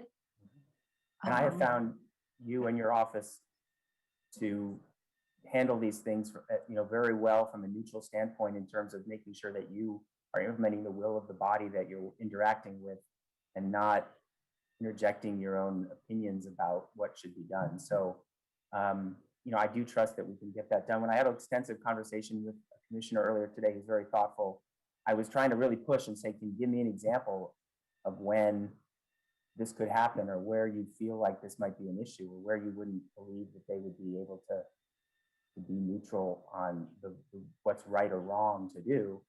I got them to say, well, really, I can't think of any. And this does make sense that, the council, that the internal legal counsel can handle this. So my feeling is that we ought to, use the internal legal counsel and provide the resources the commission needs to do their jobs in any other way that they need it. And as the mayor points out in his memo, wait for that situation to arise if it does, and where we might have to react and say we didn't get what we think is neutral advice. So what I'd like to do is make a substitute motion to substitute number 2 on the mayor's memo with number 3 on Councilmember Arenas' memo, but stick with the rest of the Councilmember Arenas and mayor's memos. Second. Motion from Councilmember Cohen, seconded from the Vice Mayor. Substitute motion. Councilmember Davis. Thank you. I share Councilmember Cohen's kind of confusion about the need for outside legal counsel. I agree that we're not there yet, and we may not get there. And outside legal counsel costs a heck of a lot of money. So I have concerns about what the cost would be, as well as what the cost would be to get them kind of up to speed with the process as it has been so far and what the history has been so far. Even in previous iterations of this, which is something that's internal knowledge to the attorney's office. So I do appreciate the mayor's memo about increasing our community outreach capabilities within the city manager's office. And I just wanted to ask Dave, where in your office would that reside? And do you have thoughts on what that will look like? I think we still have to figure that out. I mean, Rosalind's been kind of heading up our kind of community engagement strategy, if you will. And so I don't know if she's on, or maybe Lee can jump in, so we're really, I think, still kind of figuring that out. Obviously, we're engaged in community engagement on a multitude of fronts. And so building those muscles and strengthening those muscles is very important to us. Thank you. Lee, did you want to say more? I know you turned your camera on, so I wasn't sure. Just in case, no, I would concur with the city manager. I think that there's a variety of different projects right now where the staff is engaged with the community, and to the extent we can take advantage of those and align to those different efforts, as well as partner with different community members in the short term, I think we'd be looking at a mix of those. And again, we can report back to the council at a further time on that. Thank you. And I think all of our council offices will be happy to pass along the information of the neighborhood associations and the kind of the key people in our districts that we know already are interested in these, because they've contacted us about these kinds of issues. So that's something that, I know you don't need a starting point because you're already there, but that's something that might be helpful, and I'm happy to do it. I'm sure my colleagues are as well. Thank you. Thank you. Vice Mayor Jones. Thank you, Mayor. I was going to also ask the questions about getting more clarity around why we want to use outside counsel versus our own city attorneys. And there hasn't been any clarity on that. And Councilmember Cohen asked some really good questions. And I've been struggling to try to understand or identify some compelling reasons why we want to go up with outside counsel. And I have not heard that. And that's the reason why I second the substitute motion. I also agree with the sentiment that if we are going to use additional funds, it would be better to use those funds for outreach and other types of community engagement versus legal services. But all the other aspects of Councilmember Arenas' memo, I'm totally in support of, and I want to thank her for moving this forward. And I'm looking forward to a very successful charter review process. So thank you, Mayor. Thank you. Councilmember Esparza? Thank you. I have some questions for whoever's staffing the Charter Review Commission. Are they tasked with anything having to do with pensions? No. So that's not part of it. Okay.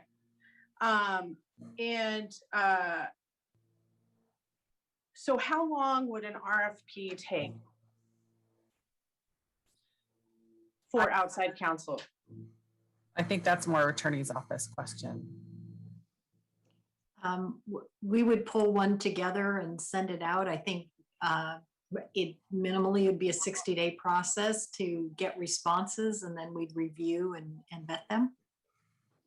So my understanding is it can take as long as 4 months. So 2 to 4 months, is that?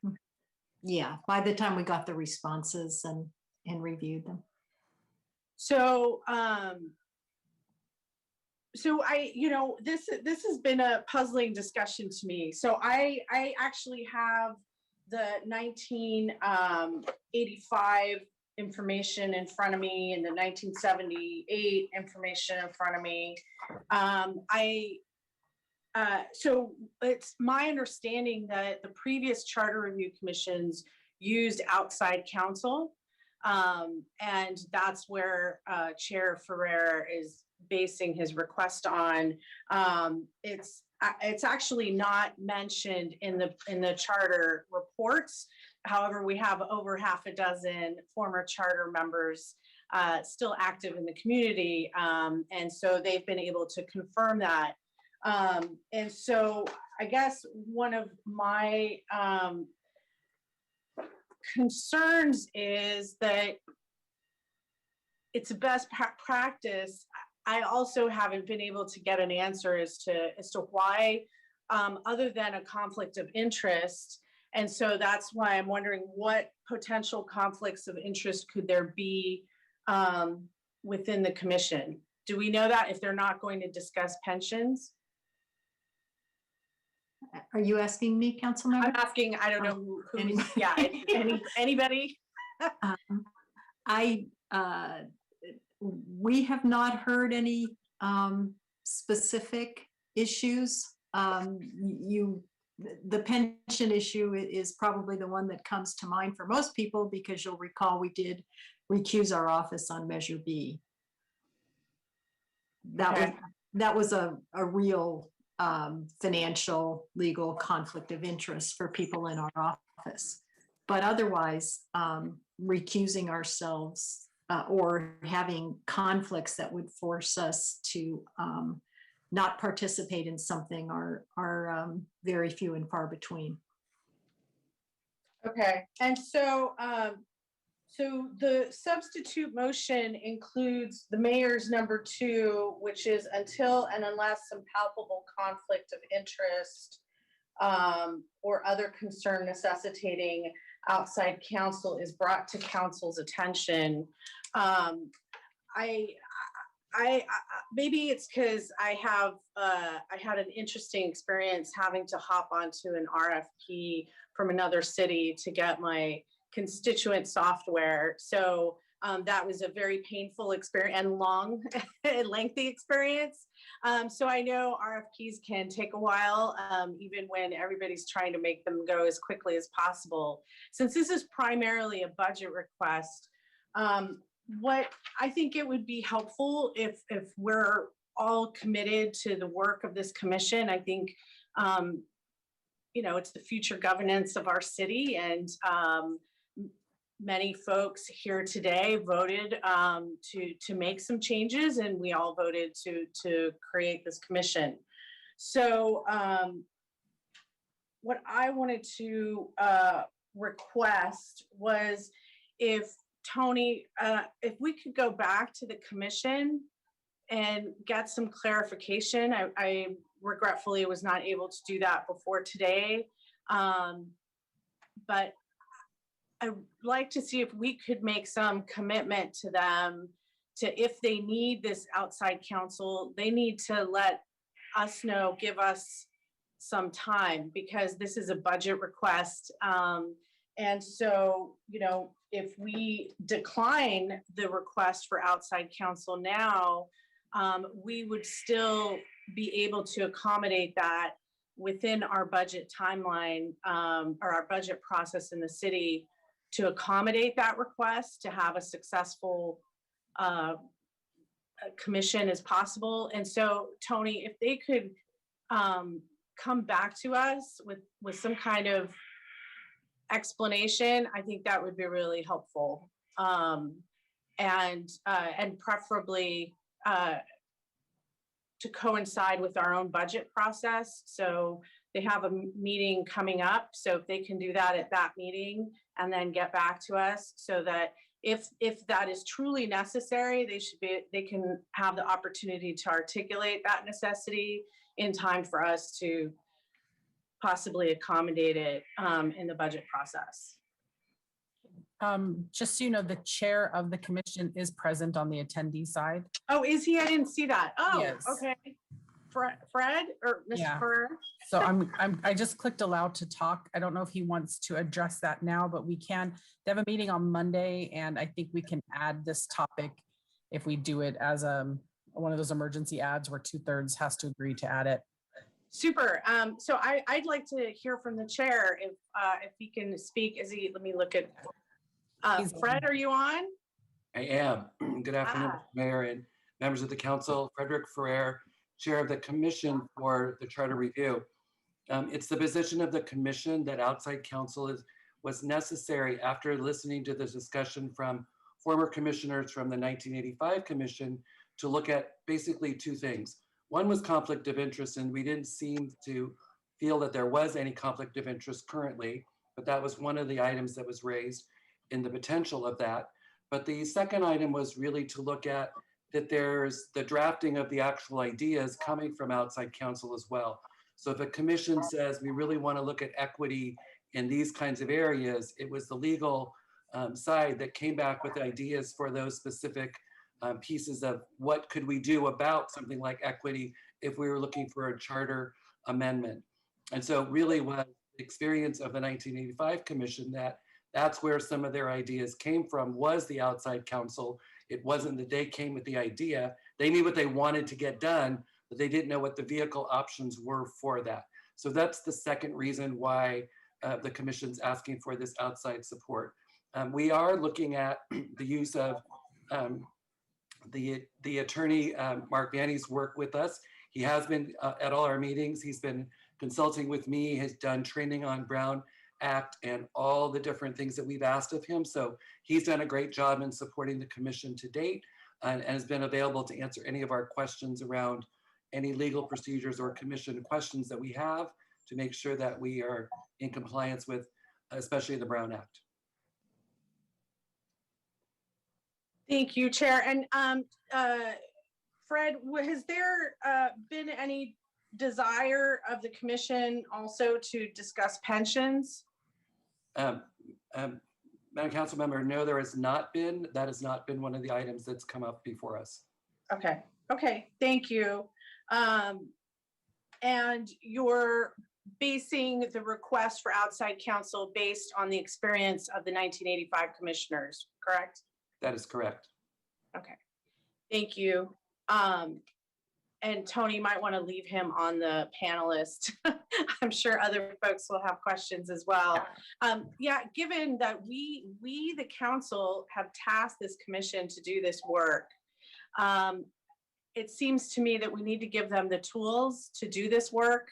And when discussing and creating ideas for the governance of our city, you know, that's a pretty important topic that we want to make sure that we get as much input and as many ideas as possible. So unfortunately, I will not be able to support the substitute motion. Thank you. Thank you. I've been told Henry confessed he accidentally took Councilmember Jimenez's hand down. So, Yeah, I caught that. I caught that. So, I put it right back up after. So, all right, thank you. I see the way how things work now. I'm kidding, by the way, but I did notice that. But thank you for pointing that out. Appreciate it. You know, the question I have is more, I guess, just basic. Is it seems like we've invested the resources and thought that it was important enough to give the past commissions independent counsel, right, and to make that investment. I'm curious as to why, and this is, I guess, for Nora or anyone else, but I'm curious as to why we think it shouldn't happen this time around. It just seems to me that we've done it before, and I'm curious as to why not do it this time around if we thought it was of value last time around. I don't. And you're asking me? Yeah, I guess you, Nora. Or, okay. Councilman, I'm not sure Nora's the one advocating here. If you want a response to somebody who's advocating that position, I'm happy to weigh in. But if you want to ask for a legal question. Not even necessarily someone advocating, but I guess I'd like to better understand to the extent someone could recall why that commission in 86 or 85 had independent counsel, not necessarily whether they should or shouldn't. I guess I'm just wondering why it happened last time around, if there's anyone. Nora wasn't with the city then, but. Well, I also don't know how large the city attorney's office was at that point. If it was a staffing issue, I truly don't know why that came about, but I do know that the office grew quite substantially after 85 as we took litigation inside and things like that. But I don't know if it was a staffing issue back then. Yeah, and Mayor, if you have anything to add, I mean, I'm just trying to better understand sort of. Yeah, I appreciate the point. I don't know what the city's attorney's office was like 40 years ago. I'm guessing it was smaller. And you know, for me, and appreciate the work of the 85 Commission, but they're not legal experts. And the question of whether you need outside counsel or not is fundamentally a legal question. That is there a conflict of interest? Is there something outside counsel provides you that you don't get with the legal counsel the city provides? By the way, to the Planning Commission, to the Housing Commission, to the General Plan Commission, lots of commissions routinely rely on the city attorney, even though those commissions may have views that are very different than the council's. So we routinely have this approach. We think it saves a lot of money rather than spending thousands of dollars on outside counsel. And I think there's no question the cost of outside counsel is far greater now than it was in the mid 80s. You can pay upwards of close to $1,000 an hour these days. I know it's more than 500 in many cases.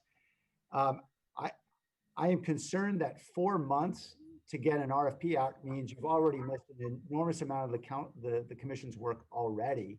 So even if we move forward full speed ahead, they're not going to have counsel for many months anyway. So it's probably not going to get you much benefit. Okay. And I'm also just concerned that, you know, outside counsel isn't going to have any idea about the unique aspects of our city charter. I mean, we have municipal law experts in our city, and they're called city attorneys, and they know more about our charter than anybody else. And if the question is, hey, you need outside ideas or ideas to come from the outside, well, that's why you hire experts to do the hard research about how does it work in other cities? And that's exactly what the consultant's job is. But an attorney's job isn't to provide you with ideas about the what of the policy or the change in, it may be about the how. And that's exactly what attorneys do, right? Their job is not to inject themselves and say, here's a better policy. Their job is to say, if this is the policy you want to enact, here's how you can do it. And that's where we have unique expertise in-house that I think, frankly, a private law firm isn't going to have. There are reasons to contract out, and this isn't one of those cases. Yeah, I appreciate that. And I suspect some of that expertise existed back in 86 as well. I guess I'm just trying to wrap my head around the whole thing. I think it just can be viewed in different ways, but, and I'm not sold either way, but I guess the other question I have is for Mr. Ferrer, given that he's the chair of the commission. Mr. Ferrer, can you enlighten us as to whether, I think you got a presentation from past commissioners from the 85 commission. Did they, elaborate as to why they thought it was important or why they had outside counsel then? Councilmember Jimenez, I think the 85 commission moved us to district elections.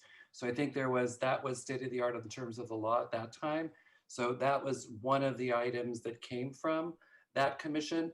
I don't know the exact role of outside counsel. It may have been, in fact, that the city attorney's office didn't have capacity at the time. I don't know, but it was just really repeated by a number of the former commissioners on that commission as advice to us that was an important piece of how they came up with the ordinance changes to the charter that they came up with at that time.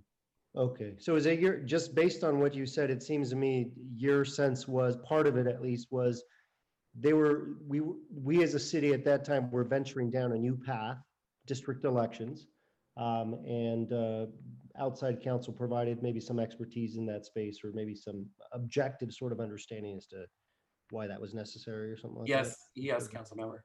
Okay, all right. Okay, those are all the questions I had. I just wanted to get, and it's not much clearer than when I originally asked my question, but appreciate all the points. Thank you. Thank you, Councilmember Arenas. Thank you. And I want to thank Chair Ferrer for his service and also for his input. That was very valuable. I want to say that I think that what you expressed, Fred, can be accomplished with maybe changing some of these spending categories, and maybe not the outside legal counsel should be the tool that you'll use to guide you into drafting maybe something that would incorporate equity, but maybe it would be the qualitative research services that I think at this point only have 35,000. So I'd like to ask Fred if that, or I don't know who, I don't know, Fred, that would actually know that, but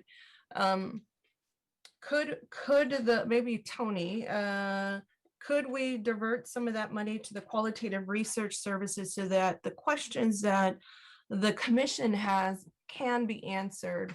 And if it's not a legal point, but if it's a incorporation of values and principles and equity into the work that they're doing, could we do this instead? So say the money that we augment some of the money for qualitative research services instead of the outside legal counsel. I do think that that's something we could talk with civic makers about what type of services they could provide in that direction. I don't want to make a commitment and say, yes, we could absolutely do that, and have the civic makers go, no, we can't do that. But Lawrence has been really fantastic with working with him and his facilitation of the Charter Review Commission.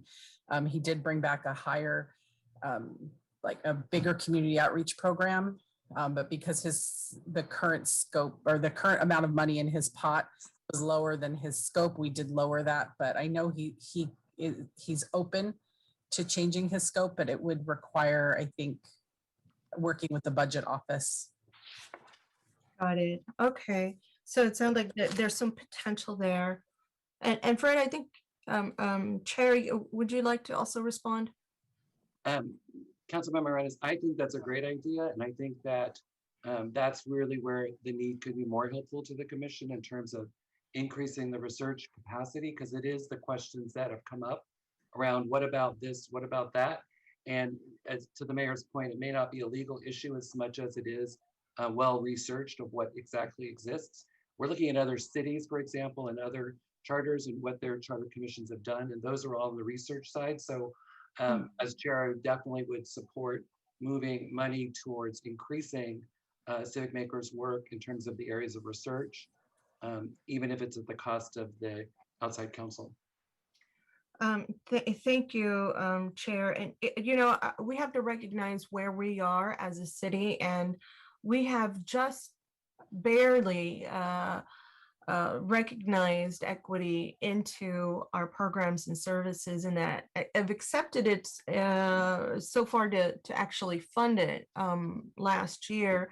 And so I don't know that we've made leaps and bounds in terms of race and equity and integrating that into our work. I think we're doing it as we're moving along through this pandemic, which has created a greater need for us to act quicker, but we're certainly not at where we probably would love to be in terms of race and equity. And I think that maybe looking into other municipalities, other cities that are in a better position for race and equity could be something that you all look into to see how they have done that, how they've integrated that, or I don't know what the question is in terms of equity, but I just heard that was an area of interest. And so, whether it's this particular contractor or somebody else, Tony, who might be more well-versed in equity, may be something that we could pull in for the commission if that is their interest. And so one of the things that I was actually thinking about was, could we ask, and maybe the legal question isn't where they need more of the resources, although I've got to say that, this was never about a reflection of our internal council. I've been with the city, this is my 5th year. And for those of you who've just begun, I think you've already seen what a quality staff we have. And I've certainly seen this in the last 4 years. So it's not a reflection of our city attorneys. Certainly it comes from the need that has been specifically expressed by our commissioners. And so I think this is something that we might all agree on, and I'd like to see what we could provide for our commission. And so I don't know if maybe what we could do is have, just a friendly amendment to have our city attorneys check in with our commission to better define the needs of the commission so that we can support them in the way that is appropriate. And so if it isn't legal counsel, if that's not what the question is around equity, then it might be better resourced elsewhere, like in the research, the qualitative research services or otherwise. I don't know. I don't know that answer either. And so I don't know who has the substitute motion. Who is that? I believe it's Councilmember Cohen. Cohen. Yeah. Okay, great. So Councilmember Cohen, I'd like to see if we could accept a friendly amendment to have our city attorneys participate in a discussion at the next meeting or at the next whatever's convenient, if the next meeting is appropriate or the meeting after that, to come back to council with a plan that sufficiently addresses the needs of the commission. And I think at this point, we may not have all the answers, and I want to make sure that we have the right kinds of resources for commissioners. If it isn't legal, and I certainly, want to hand them with, all of the resources that they have. I know that this might originally, obviously I was advocating for legal services, but it sounds like from just the development of the conversation that this might not be what they're looking for. And so to better define what they want, I'm hoping that maybe what we could do is request Tony to participate in a discussion at the next meeting, like I said, of the Charter Review Commission, and bring back a plan to council that would sufficiently address and support the commission in this area. Would you accept that amendment? Yeah, I mean, it's not exactly clear. I don't know that the city attorney's office is the right place to lead that discussion, but I support. I didn't say the city no. attorney. Okay. I said this, I said City clerk. our city clerk. Okay, yeah. So I mean, I'm fully supportive of hearing what the commission request is for what their needs are. In fact, you know, if we're not, I think that we're better off adding more resources into the number one of the mayor's memo to make sure that they have whatever they need to hire consultants to and do the research that. So if we find out we need more than 110,000 between now and the end of June, I'd be supportive of that. So I think it's important for us for them to have that conversation, come back and request what they need. So yes, Absolutely. Absolutely. And that could also. Councilmember, that's okay with the seconder, Vice Mayor? Yes, it is. Okay, thank you. Great. And, you know, you know, I'll leave up to whatever they decide. I don't want to decide for them, but I do think that there are resources, there are municipalities that are further ahead of us in terms of race and equity work and integrating that into our governance. And we might, you know, our commissioners might benefit from that if that is an area of interest. And so I just want to put that piece out there. Thank you. Thank you. I'll support the amended motion. Councilmember Esparza? Thank you, Mayor. I just actually wanted to thank my colleagues. Thank you to Councilmember Arenas and Councilmember Cohen on having that discussion about additional resources. I feel like, you know, for folks that out there that might think that the council is trying to interfere with the Charter Commission, today shows you that we've really been hands off and that the commission is really doing the work as they should. And so we have not. We're here to resource them, and they're there to provide advice to us on this work. So, and I'd also like to thank the commissioners that have been on today, and the chair in particular, Fred Ferrer. I know that this is an important task, and thank him for stepping up for this leadership, and echo that the discussion today in no way reflects on the work of the city attorney's office, who we rely on all the time and have confidence in. So I'll be supporting the amended motion. Thank you. Thank you. I also want to thank the chair, Fred Ferrer.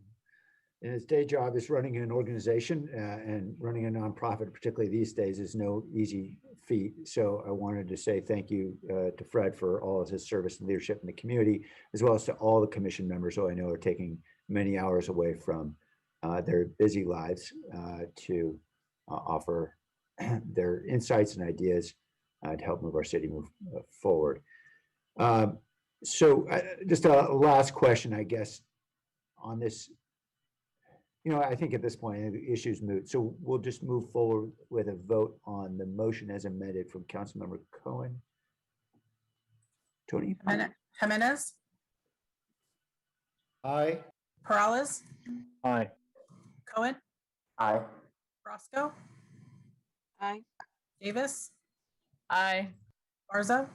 Yes. Arenas? Yes. Foley? Aye. Mahan? Aye. Jones? Aye. Ricardo? Aye. Thank you. Thank you, everyone. Okay, so we're on to happy item 7.1, actions related to the master plan for neighborhood parks located at North San Pedro and Bassett Streets. There is a presentation. Nicole, you gotta always share the good news. I'm glad you think so. Thank you. Good afternoon, council members and mayor. With me today, I have Eve Zudi, who I think is going to be doing our screen sharing. He'll be bringing up our presentation. We are here to talk to you about two parks actually in the North San Pedro area of the city. And I'll just give him a minute to get, you can, yeah. So Eve Zudi is our division manager, and I am deputy director in Parks, Recreation, and Neighborhood Services. Next slide, Eve. Go. So for context and site location, we're here with two parks, the ones that are noted as number 2 and number 3 on your slide that's in front of you. The first park is actually Pellier Park, and you saw that master plan in December of 2019 for approval. You're actually going to see the construction award of that at next week's City Council. So today we're back with the following two, which have working titles of North San Pedro Park and Bassett Park. These are a system of parks. The three of them work together, connected by wayfinding, and all have references to kind of the historical nod of our agricultural history, as well as the transportation history of this North San Pedro area of the city. This location, all three locations are just north of North San Pedro Market. You can see that labeled on the graphic in front of you. And they all fit together in a system. So Pellier has a theme around relaxation. North San Pedro has a theme around gathering, and you'll see in the design that he shows you what that looks like. And Bassett Park has a theming around play and active recreation. So the three of them together kind of create a network and create a complete community. So with that, I'm going to turn it over to Yves, and he can walk you through each of the spaces. Thank you, Nicole. I'm Yves Zudi, Division Manager with the Department of Parks, Recreation, and Neighborhood Services.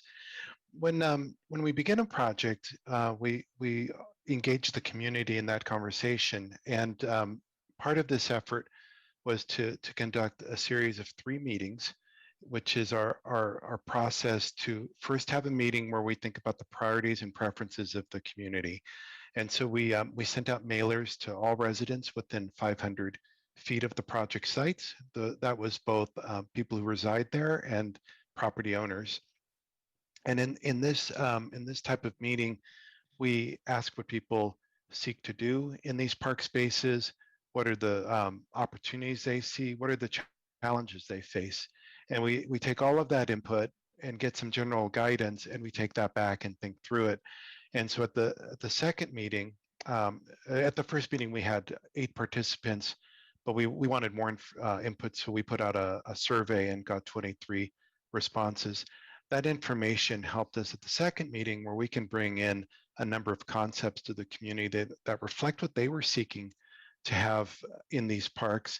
And it helps us determine what the preferences are and where we can fine tune and adjust. And oftentimes people will see something they like in a number of options. And so we pull that together. And so at a third meeting, we come back with preferred options for each, and we work on the very fine details to make it work.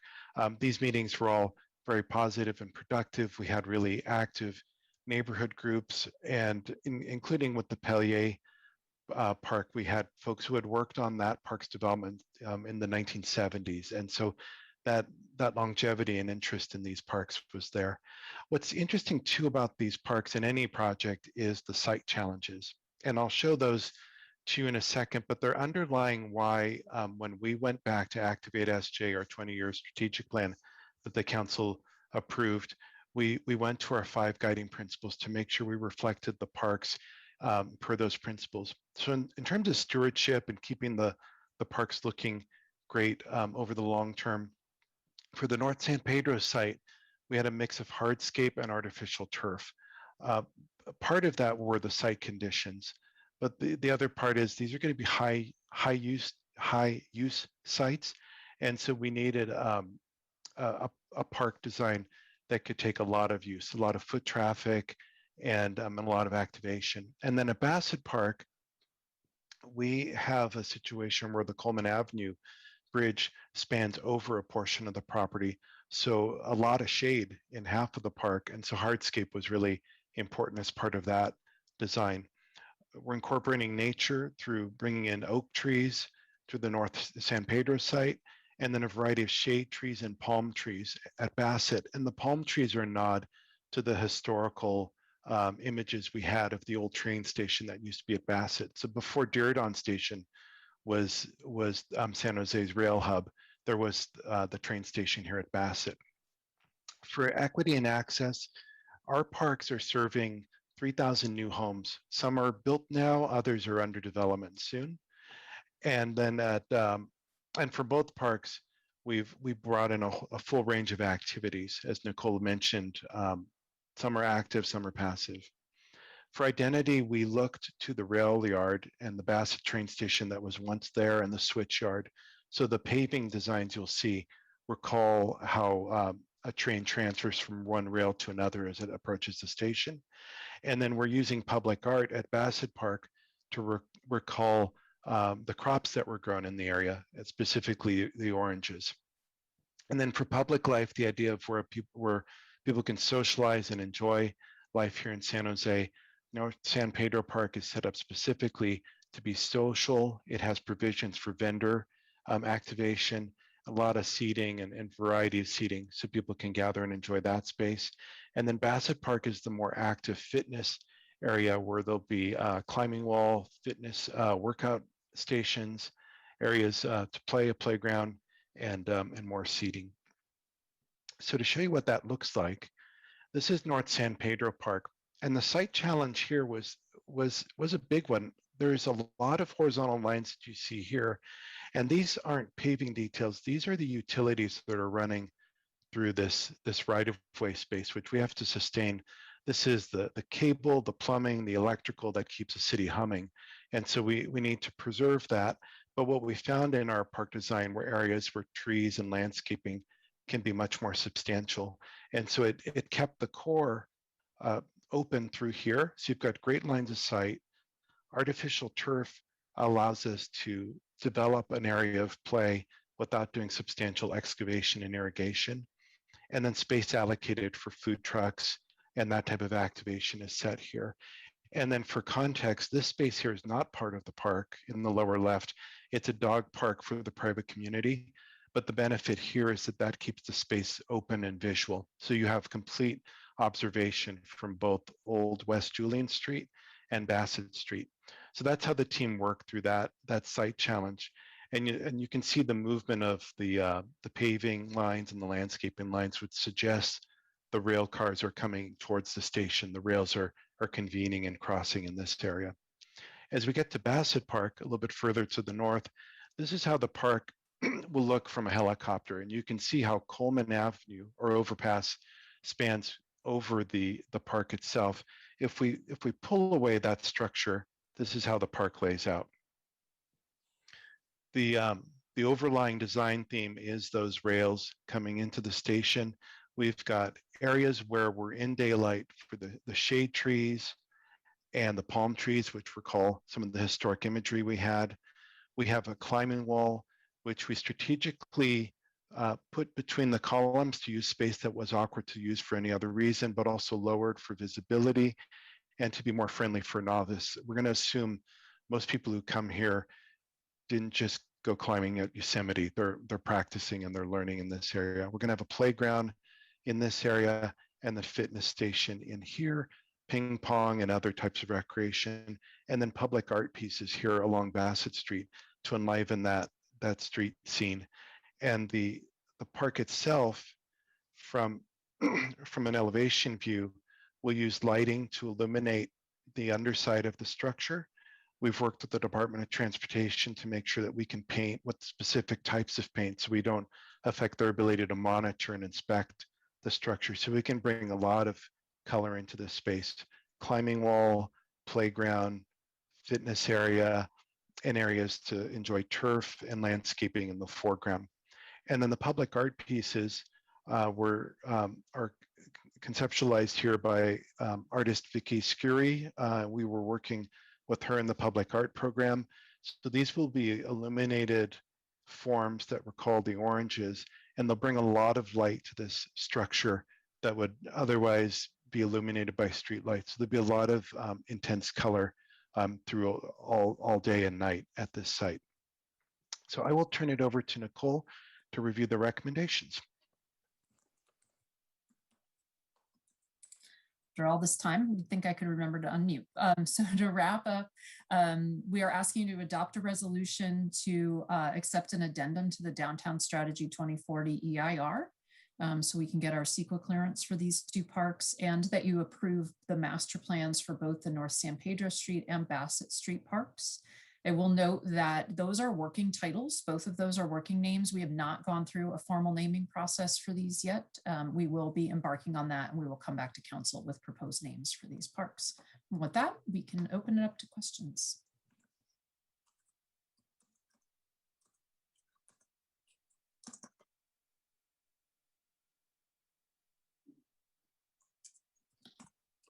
Mayor, you're muted. I'm sorry, please forgive me. Thank you. I was having a great conversation with myself. Nicole and these, thank you very much for the presentation. It's very exciting. Certainly we don't have very often that we're able to say we're creating a new neighborhood in this city, and obviously with beautiful parks. Here are two of the three of the parks, more to come. I have two members of the public who would like to speak, and then we'll come right back to Councilmember Perales. Tessa Woodmansee. Yes. Hi. Oh, good. Thank you. Yes, we are happy to hear that there are going to be parks more in our neighborhood, especially that I've heard that the downtown station area plan and the Google West plan is 40% under what the general plan for our city says we need open space. So that's really critical. And we're not, putting our money where our mouth is in regards to open space, because that hurts. We don't get any economic development from open space. And this is what's got to change. We have to start degrowing, to less growth. And that's how we reduce our fossil fuel. We're not going to have economic growth at the rates that we have had and solve our climate change crisis. And so we have to degrowth. And so the parks are a good thing. The only thing I had trouble with was the palm trees. I know palm trees are not considered native. I think we really, and not to have just a little sign about the orange trees. We need to have trees. We need to have a real orchard. We should really be growing food there instead of having, a poster about that we used to grow food here, because that needs to change. We need to grow food locally. And so that's something, that I'm so happy that the Shasta-Hanchett Park Neighborhood Association, Eric Sound, has written a letter about the need for 615 to not be a hotel and to be a park. That was one of the options and I've been saying that as well.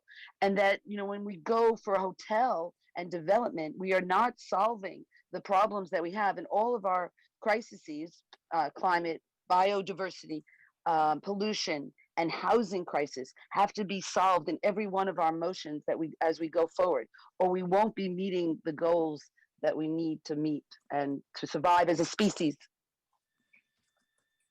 Thank you. Mr. Beekman? Hi, thank you for the words of Tessa Woodmansee. I know what she's trying to say.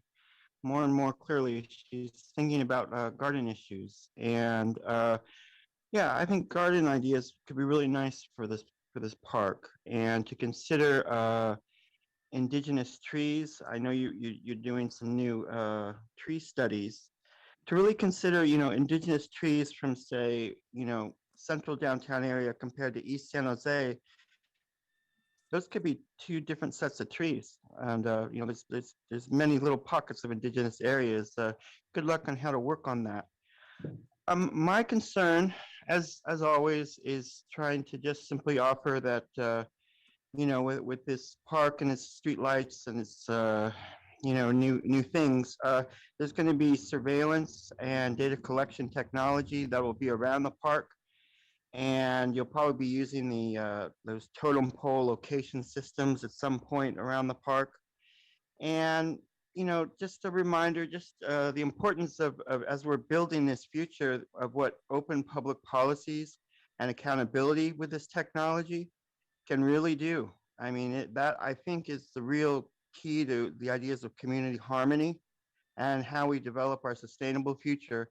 And, it's just an important part of how we're building all of this. And for an everyday person, just to ask city government, can I see what this technology is? How long will it be storing my data? And can I understand what exactly technology you'll be using there? Can I ask those sort of questions of yourselves, or are you too afraid and frightened and do not want to share that information? That's the future we're moving towards, is how that whole process can be open. Thank you. Thank you. All right, coming back to council, congratulations, Councilmember Perales, on the new parks. Yeah, thank you, Mayor. And I want to say thank you to PRNS staff. This has really been a long time coming. A lot of effort and work has gone into this. Actually, I think through Mayor, your entire term as a council member here, the development plans around North San Pedro were always there as an opportunity, but we haven't seen buildings development actually come up out of the ground until more recently. And I actually had a community meeting, which was really exciting, with a brand new community in our city at the Townhomes SP 78, which was the latest development there. And certainly exciting to be able to have a conversation. A number of them were new to San Jose, individuals that have bought here. Some of them have lived here their whole life and they've just purchased their first home, and others have come from other areas around the downtown. And just a neat, brand new community. And to be able to see that here in the North San Pedro area, an area that's just very vibrant, and this in particular, this community or this neighborhood has been really just a barren set of empty parcels and some vacant buildings. And to be able to transform it and have that opportunity and be able to map out ideas like this on what the public open space, the park space will look like amongst all the development has been exciting. And I think there's a lot to be proud of from our PRNS team. I will say that the community members yesterday all expressed a lot of excitement. And I think really the only thing now is they're eager to see these parks all get built. It's going to take some time, as I cautioned them, and we're going to kick off with the groundbreaking groundbreaking of Pellier, and that'll be the first. But really excited to go down this endeavor. And so I will move staff recommendation. Thank you. Second. Thank you, Councilmember. And you're absolutely right in saying this goes way back.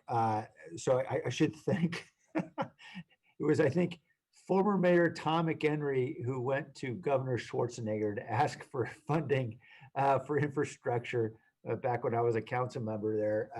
Gosh, I don't know, maybe 2009, in the middle of the Great Recession, and a redevelopment agency then to get this thing built out. And so I'm just glad we're finally in the place where we're building homes and parks for real, rather than just looking at what seemed to be a lot of vacant industrial lots.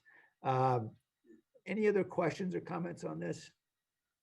All right, let's vote on Councilmember Peralta's motion. Jimenez, Yes. Morales, Aye. Cohen, Aye.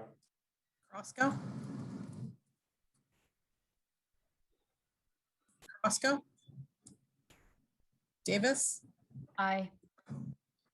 Esparza, Yes. Arenas, Yes.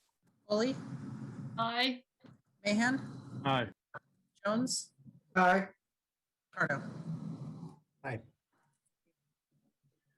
All right, for the final item of the day, can't believe I'm saying that, it's 4:09 p.m.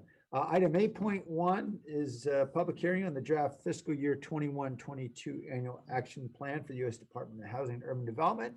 I see Reagan Henniger, who's probably happy to be here when it's not midnight. Good evening, Good evening. Mayor and Council, or actually afternoon. I'm so used to saying good evening. I think I'm screen sharing the wrong thing. Let me try again. I think it's right. Is it right? Okay. Annual action plan? Yes. Yeah. Great. So I'm here with Jackie Morales Farand, our Director of Housing, as well as James Stagey, who is our Housing Policy and Planning Administrator, currently overseeing our grants team. So we're here tonight for a community hearing on the proposed spending of our fiscal year 21-22 annual action plan that spends from our federal funds, the 4 funds that you see here before you. Back in August, Council approved a new 5-year plan for HUD from 2020 to 2025 called the Consolidated Plan. And after lengthy public input and process, we approved these 4 primary strategies that you see before you. And these are the same strategies that are in our yearly annual action plan. So what's new for next year's plan? Back in December, when the Housing Department brought forward our CAPER, which is our Consolidated Annual Performance and Evaluation Report, we notified Council that we are planning to continue with the same contractors in fiscal year 21 and 22 due to limited staff bandwidth to do new RFPs. However, there are some new grantees in this cycle and some new programs. So we are funding Wi-Fi networks in Oak Grove and Independence High School neighborhoods. And we do have new employment contracts with Job Train and International Rescue Committee.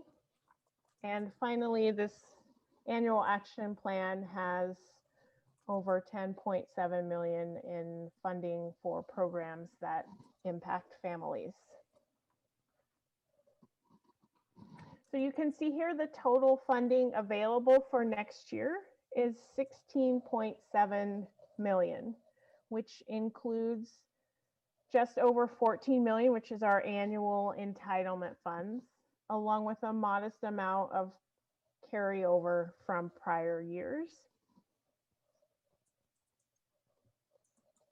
So now I'll briefly review the funding source and the proposed spending plan for each source. So starting with CDBG in the category of public service. For senior services, we'll continue to fund programs with the Health Trust and Portuguese Organization for Social Service Opportunities, or POSO. We'll fund neighborhood engagement and leadership with Somos Mayfair and Com University. For homeless services, this covers our contract with Home First for street outreach. And legal services will continue to fund the San Jose Housing Rights Consortium, which provides services for low-income tenants and landlords. And finally, the fair housing services we're proposing to continue funding is also a consortium of the Law Foundation, Project Sentinel, Asian Law Alliance, and Senior Adults Legal Assistance. And this list is on page 6 of the staff report. So this table lists the proposed uses for CDBG in the category of Community Development Investment, or CDI.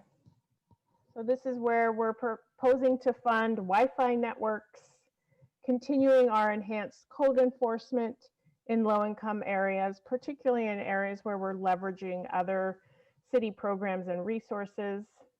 We're proposing to continue the rehab of the Bill Wilson Youth Shelter, and this also includes funding for Habitat for Humanity and Rebuilding Together for home repairs in low-income neighborhoods.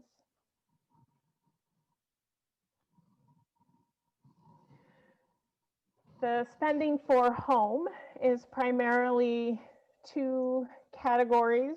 The first is a proposed 2.4 million for new housing development, and second is 2.2 million in tenant-based rental assistance, and we have not programmed the tenant-based rental assistance yet. We're just earmarking this funding. And the fair housing is for that legal consortium that I mentioned on the prior slides. And this chart is also on page 9 of your staff report. And for HAPA, we're proposing to continue funding our contract with the Health Trust for rental assistance and supportive services. Here's the proposed funding for ESG. We're proposing to continue the contract with PATH for street outreach that is focused in the downtown, continuing our homeless prevention program with Bill Wilson Center, and also funding our homeless management information system, or HMIS database. And the ESG details are on pages 10 and 11 of your staff report. And then here is the public outreach that we've done to date. We've had 2 public hearings at our Housing Commission. This is the first public hearing before this body. We'll be back again for a final public hearing and approval on May 11th before we submit plans to HUD by the May 15th deadline. And then finally, this is a public hearing on funding priorities for the fiscal year 2021-22 annual action plan for use of federal funds from HUD. So we welcome your questions and comments and feedback from the public. Thank you. Thank you, Reagan. Thank you for all the hard work and for the presentation. We'll go to the members of the community now. I'm going to be signing off. The Vice Mayor will take over. Thank you, Vice Mayor. Thank you. The first speaker is Tessa.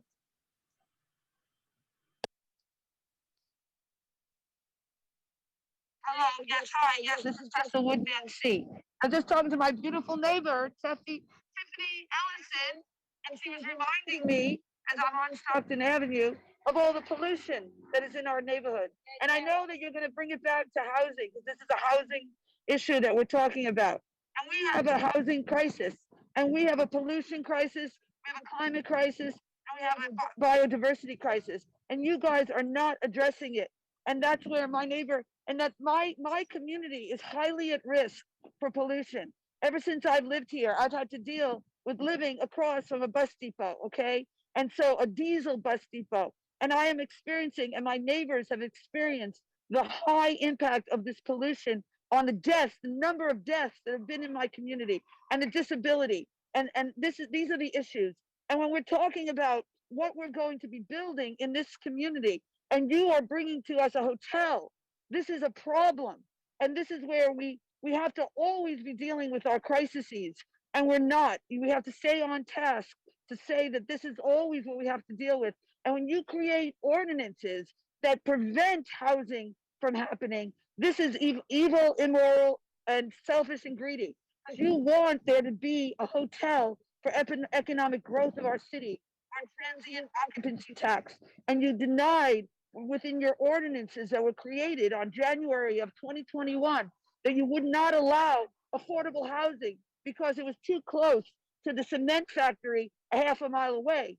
Because instead of seeing that you need to control, the businesses don't want the residents here, and you're serving the businesses instead of serving our community. And this is wrong.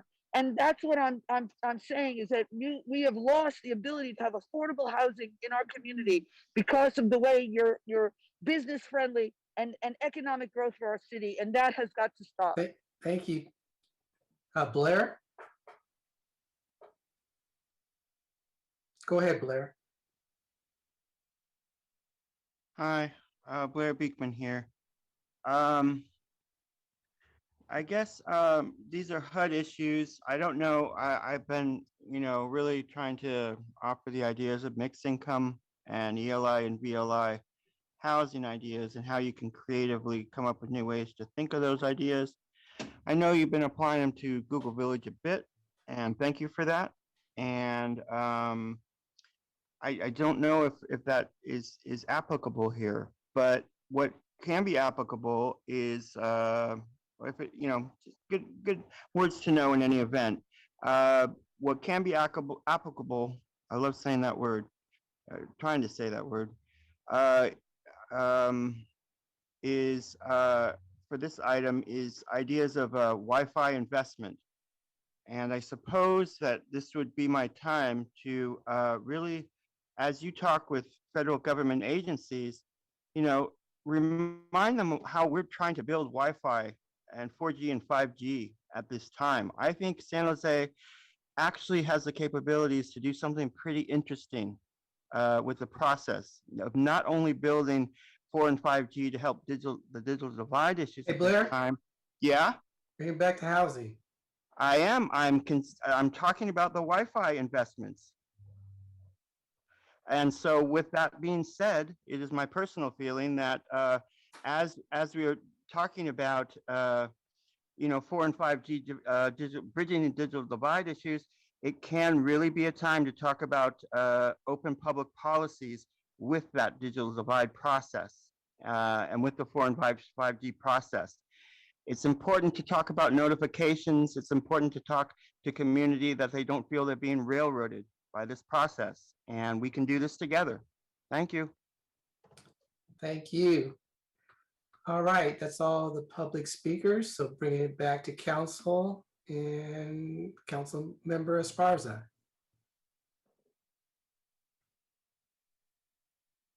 You're on mute.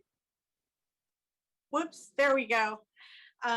Today's been a day for tech issues, unfortunately. All right. So I just wanted to thank staff for this report and for the variety of things that we're able to fund. And really excited to hear about Oak Grove and Independence moving forward as well. I think that's huge for us. And I had a question, and this is just, do we need to vote to accept this update, or we just, because it's an update, right? It's a public hearing. Yeah, it's a public hearing. We'll be back on May 11th for approval. Okay, cool, thanks. So then I had some questions. I've had a number of residents in a couple of neighborhoods, in a very high needs neighborhoods, come back to my office and say that their requests for legal assistance have been denied. And so I had some questions around how we're tracking, how we offer tenant assistance moving forward. I think it's super critical. It's a really critical need, especially as we're coming out of the pandemic. There are a lot of tenants throughout the city, 45% of the city, or 45% of the city are tenants. I'm not saying they're all worried, but many are. And so how are we managing those contracts? What are we seeing in terms of the need? How many cases is that paying for? I guess I'm asking for a little bit more detail on the tenant assistance part of it. Not sure who to ask, if that's you or James or. Yeah, it's me. I'm just trying to recall the specifics of our contract with our legal consortiums. And it's just not coming to mind. Yeah, I don't recall off the top of my head either. We can definitely send you the performance metrics and all of that to give you all of that data if you'd like. Yeah, that would be great. We had a snapshot of it in our caper that was at council back on December 15th, I want to say, where we report out on the performance of our contracts and our grantees. So yeah, we can certainly send you that, but we can kind of take a little deeper dive as well. Yeah, that would be helpful. And I know, like, for example, throughout the pandemic, enough folks have gotten eviction notices and other things in District 7 that we were able to forward them to the housing department, and you guys were able to follow up and really keep people in their homes, essentially.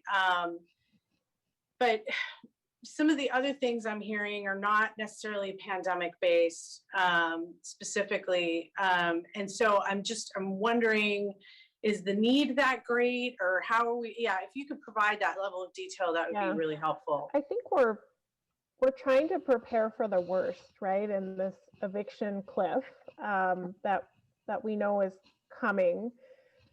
And in our last substantial amendment to our 1920 plan to HUD, we had funding for more legal services. So again, we're trying to prepare, and I think we're working with Law Foundation about what that might look like, because I don't think it will look like exactly like the current contract that we have for legal services. Yeah, It so may- just to follow up on that, Reagan, because you made a good point. We invested over $1 million in those legal services, isn't that correct? Which was a significant increase in legal services. And the housing department is also planning, what does it look like after when that cliff happens? And we are trying to make plans regarding how could we imagine serving a significant number of tenants if and when they were to receive large eviction notices. So we're thinking about that now, and you'll be hearing a little bit about that when we come back with the administration on what's going to happen with the EOC when it gets demobilized. Okay, yeah, that's a big concern. And I don't know that they have capacity. I mean, do they, these are all, that's the level, I think, of detail that we need to ask, because I know I've done this during the pandemic where I'm like, sure, if we just give them money, I'm sure they'll be able to do it. And that's really not the case. I mean, I think we know that. And like I said, I myself have been caught in that trap because there is capacity. They have concerns around capacity as well. So I also had another question about code enforcement. We have the housing injunction in Santee. We've had the revised agreement with Valley Palms. The same owner owns Foxdale and District 5. They have really made substantial changes and positive changes at Valley Palms, and have indicated a willingness to make improvements at their other properties, which is great to hear. But there are still a significant number of code issues in these neighborhoods. How is this plan incorporating those concerns? How are we going to be able to meet that need? And I'm asking this because funds went unspent, right, a year ago. And so I'm asking to make sure that we spend them this year. Yeah. So first, we're trying to coordinate very closely with planning, building, and code enforcement, so they are able to tell us what they need and tell us what you can spend in the coming year. And then, as I mentioned, we're really trying to pair the enhanced code enforcement with other programs and resources that the city is doing. So Project Hope, for example, can we add that additional enhanced code enforcement services? So the areas that you mentioned, I think, are areas where we would want to have this enhanced code enforcement. Okay, that's helpful. Look forward to talking more. Thank you. And I just wanted to add that the only reason we can pay for code enforcement is because it is this enhanced code enforcement that Reagan mentioned. You cannot use CDBG for just regular day-to-day code enforcement activity, because that is seen as part of the city of San Jose's responsibility. And so all the code enforcement has to be tied to some initiative. And that's we have tried to tie them to the things like Project Hope, and we've done gang prevention task force, high crime areas, but those are the opportunities where we can increase code when the city is actually taking an action and it's more comprehensive. Okay, thank you. Thank you, Councilmember Arenas. Thank you, Vice Mayor. I just want to, first of all, just commend you and thank you for all the work that you've been doing this last year. It's probably, I don't know if you would characterize this as the most difficult year in housing. I would dare to say that, but I don't want to put words in your mouth. And I think that while just holding everything up, you also managed to bring in new elements. And so I'm just really grateful for that, and for the work that you're doing. Specifically, I'm going to talk about families. As you know, Reagan, this is something that is that I've been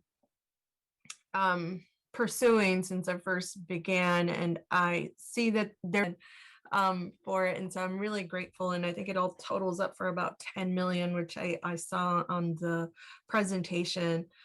And I just wanted to ask a question about, I know that the write-up right before on page 11 of the report, it talks about the meetings that you've all been holding regularly with the Santa Clara County Office of Education, McKinney-Vento staff, to identify some of those service gaps. And are any of the programs below, I know that you're pretty much staying on track in terms of doing what you did last year, not having any real new movement, because there's no capacity for new movement. And I want our city manager to hear that this housing department has grown exponentially since I first started. You were all focusing on development a little bit more than services, and now you're focusing equally, I feel, on services, and yet your department, I don't know if it's growing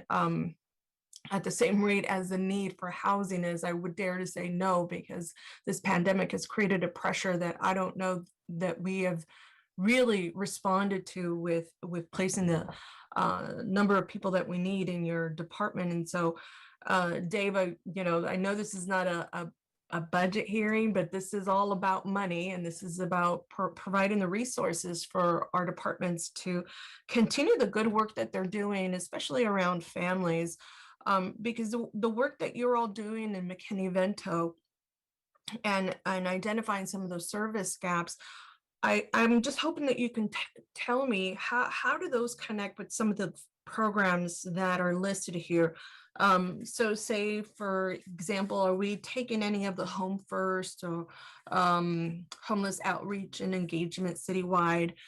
Are they connecting with any of the McKinney-Vento, or I guess tell me how those things connect. Sure, good question. So we have, as you said, we've been having regular meetings with the Santa Clara County Office of Education, and one of the new things that we are funding that is a result of those conversations is the Wi-Fi networks. So just hearing from them how critical it has been over the past 12 plus months to have families connected to reliable internet. So that's one of the new things that we've funded. And then not in this plan, but in one of our amendments, we've amended last year's plan like 3 times to add more COVID related funding.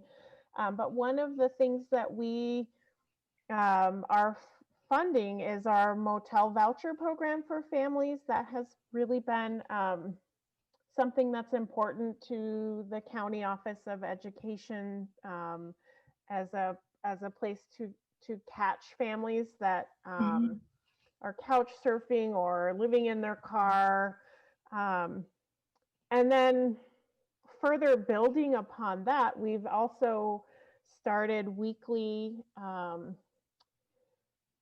calls with our network of family service providers, and our McKinney-Vento reps are on those calls, so that we're actually coordinating on referrals amongst programs. So whether it's our motel voucher program, our emergency shelters, even our new Evans Lane emergency interim housing site that's opening,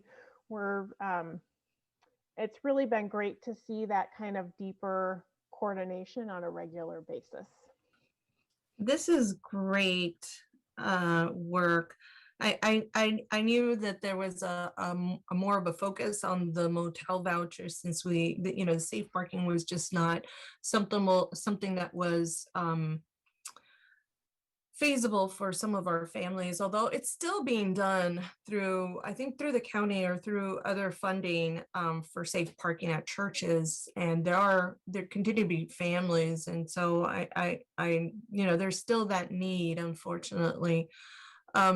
And so thank you for continuing to look at those gaps in services. I know that this is pretty static, and I'm not, trying to create any dents on this, because I think, that you've all done just a really great job. I know that we're all preparing for what's going to be unleashed pretty soon. And I know that you'll continue to keep our families in mind, and hopefully also continue to augment that service level of thinking that you've adopted over the years in terms of how do we render the best services for families, and pivoting, right? You've done some really good jobs and good job in terms of pivoting from safe parking to motel vouchers. And what I've heard so far, Reagan, is especially from some of our most impacted schools, is that a lot of our children, one, have left the area, but two, that there's not a lot of registration for preschool and kinder and all of that. And, and I just wonder, a lot of the times what happens is that, kinder is 3 hours long. And so there's not a lot of families who can afford to take the lunch hour off, go to the school, pick up the kiddo, then take it to the childcare. And unfortunately, they're left to some informal care, and they're missing out on this early education. And so I hope that because you're kind of, you have your finger on the pulse in terms of some of these families, that you can also be also generating some of those referrals back to Santa Clara County Office of Ed, in terms of identifying, these kiddos may need a little bit more support. They may need some childcare stipends. SCOE is also taking, what is it? 4Cs, the 4Cs resource and referral responsibility now. And so, and just making this really comprehensive. Obviously, we've been supporting them, but I think they can also support us with the folks that are on our end of the spectrum, and saying, what else is there for these families? What else can you provide for these families so that they can actually attend preschool and kinder, as we all know, are so important. I've even heard SCOE say that first grade is also, the registration in first grade is also declining. And so, obviously preschool, TK, and kinder you're not legally obligated to take your children to any of those three, but first grade is. And so I think there's a really good opportunity for, in your position, to send back some referrals to SCOE and ask them for the support that we may need, and have this, be just a reciprocal relationship. Obviously, we want to support them, but they can also support us as well. So anyways, I wanted to learn a little bit more about how those services stretch to our families. And I realize they're staying a little static. I hope that soon enough, my city manager here will say, we're adding so many staff to our housing department that we will have so many different programs and services, and render everything that we feel under the sun that is going to make a difference for our families. Is that what you were going to say next, Dave? It's like, I see you almost wanting to speak, but I'm not. I wasn't exactly going to say that. Oh. But I certainly understand the importance of it. Well, listen, this is just me asking and advocating for our housing department. Obviously, I know this is not a budget discussion, but I don't know that we've said this or I've said this publicly or enough times, that our housing department has really evolved over time, especially in the last 4 years that I've been around. And we also need to evolve with our funding and the type of support that we see internally in that particular department. Post recovery, absolutely, it's going to be crucial. there's so much hurt and so much pain out there for a lot of our folks who are just hanging on by a thread. So I know you will be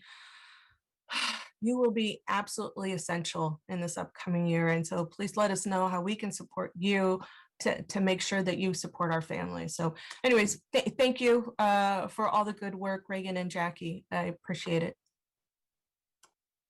Thank you, council members. I understand there's no need for a motion. Is that correct, Tony? Or Nora? That's correct. All right, thank you. So on to open forum. And we have 3 public speakers. The first one has a number ending 5140. Well, with all this growth, what's going to happen with the electricity grid that doesn't work very well? Is it going to run on wind? Is it going to run on windmills? Hello? Is it going to run on windmills? Is it going to run on solar power? I don't think so. You want to pack everybody in here? I want the city council to ask me if they've got enough water, which we're in a drought right now. We're in a drought right now. And not enough electricity, not enough police and fire. I can't even get anybody to come out here with the coyotes in the neighborhood. And you want to build all these villages? I hope there's going to be enough water for the village, because the Romans aren't coming to build any more aqueducts, people. Those days are over. You guys are in a postmodern society that you don't really know what the basics are, and it's a joke. You're gonna build all these things. How much water is it going to take? Any electricity to build everything? It's not going to work. All this light rail electricity doesn't work. No one's on it. No one's going to be on it. No one was on it before COVID. You're going to put people on it now?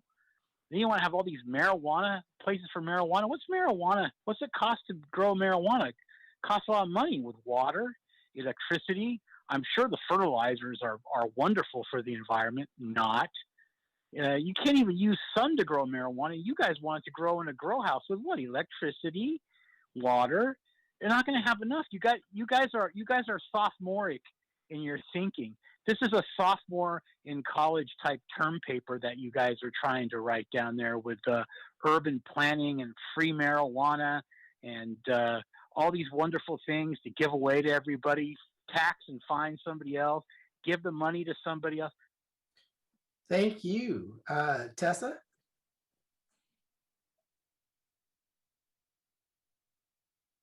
Hi, yes, thank you so much. Sorry, wait, hold on. My earbud came out. You hear me? You can hear me? Loud and clear. You hear me? Okay, good. All right, so getting back to the pollution issue, because this is a critical issue that people don't realize that our neighborhood, which is mostly white, is actually an area at high risk for pollution. And we're just the beginning of it. And so, when geographically, the East Hills also keep in the pollution, and therefore that's where our, East Side, our lower income communities are very highly impacted with pollution. But it starts here, and we're on the other side of the tracks. We're on the tracks. We're the diesel pollution from the trains, the diesel from the bus depots, the diesel from the trucks. So we have a high impact neighborhood. And when Google is giving 13 million or no, whatever, 200 million, and it's supposed to be to help the low income communities or the highly impacted, our neighborhood is highly impacted as we are on Stockton Avenue. And I call it could be the Royal Road to the Google Village. And so I would like that money. And I've been asking Google, to buy 615 Stockton Avenue to become a garden and make the garden Alameda a garden again, a food garden again. And that's where it's different. Deb Davis says, well, there are other park deserts in our district. But, this is an area that's going to be very highly impacted, and it's not developed, and that's the beauty of it, is that we can take an undeveloped lands, that we need to take our undeveloped lands and make them into food producing lands. And these are the fossil fuel free jobs that would make it a cleaner neighborhood for us. And that not building the hotel doesn't help that. They're building an underground parking lot and it's 40, 5 cars. So we need to really reevaluate everything, just Thank you, like with Tessa. COVID. Thank you. Blair? Hi, Blair Beekman here. Thanks for the meeting today. As I kind of reported earlier, I've been feeling a bit out of sorts the past few months. I'm not really quite myself, and thanks for your patience with myself. I think my words are coming out okay, and I'm feeling okay, and that's important. I'm just a bit out of it, and it hurts when that happens. So thanks again for your patience. To apologize to Councilperson Jones, I was trying to offer items about Wi-Fi investment and how to turn open public policy ideas don't have to be ideas of being an outlaw. I mean, if you really weigh and consider in your neighborhood, if you don't want it, if you can really consider digital divide ideas and make decisions from there, I think it can be a process that is inclusive and hopeful that I feel the housing department needs understanding of, so they can help people through the process.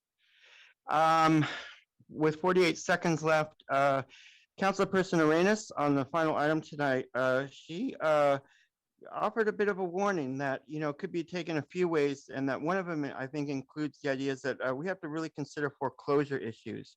I'm sorry I didn't add that before. I hope we all can be considering the future of foreclosure issues and about the future of city charter issues. My love for community and the city council process to address the future of city manager issues is really going to be my focus, and how we focus strong mayor ideas is my hopes and feelings.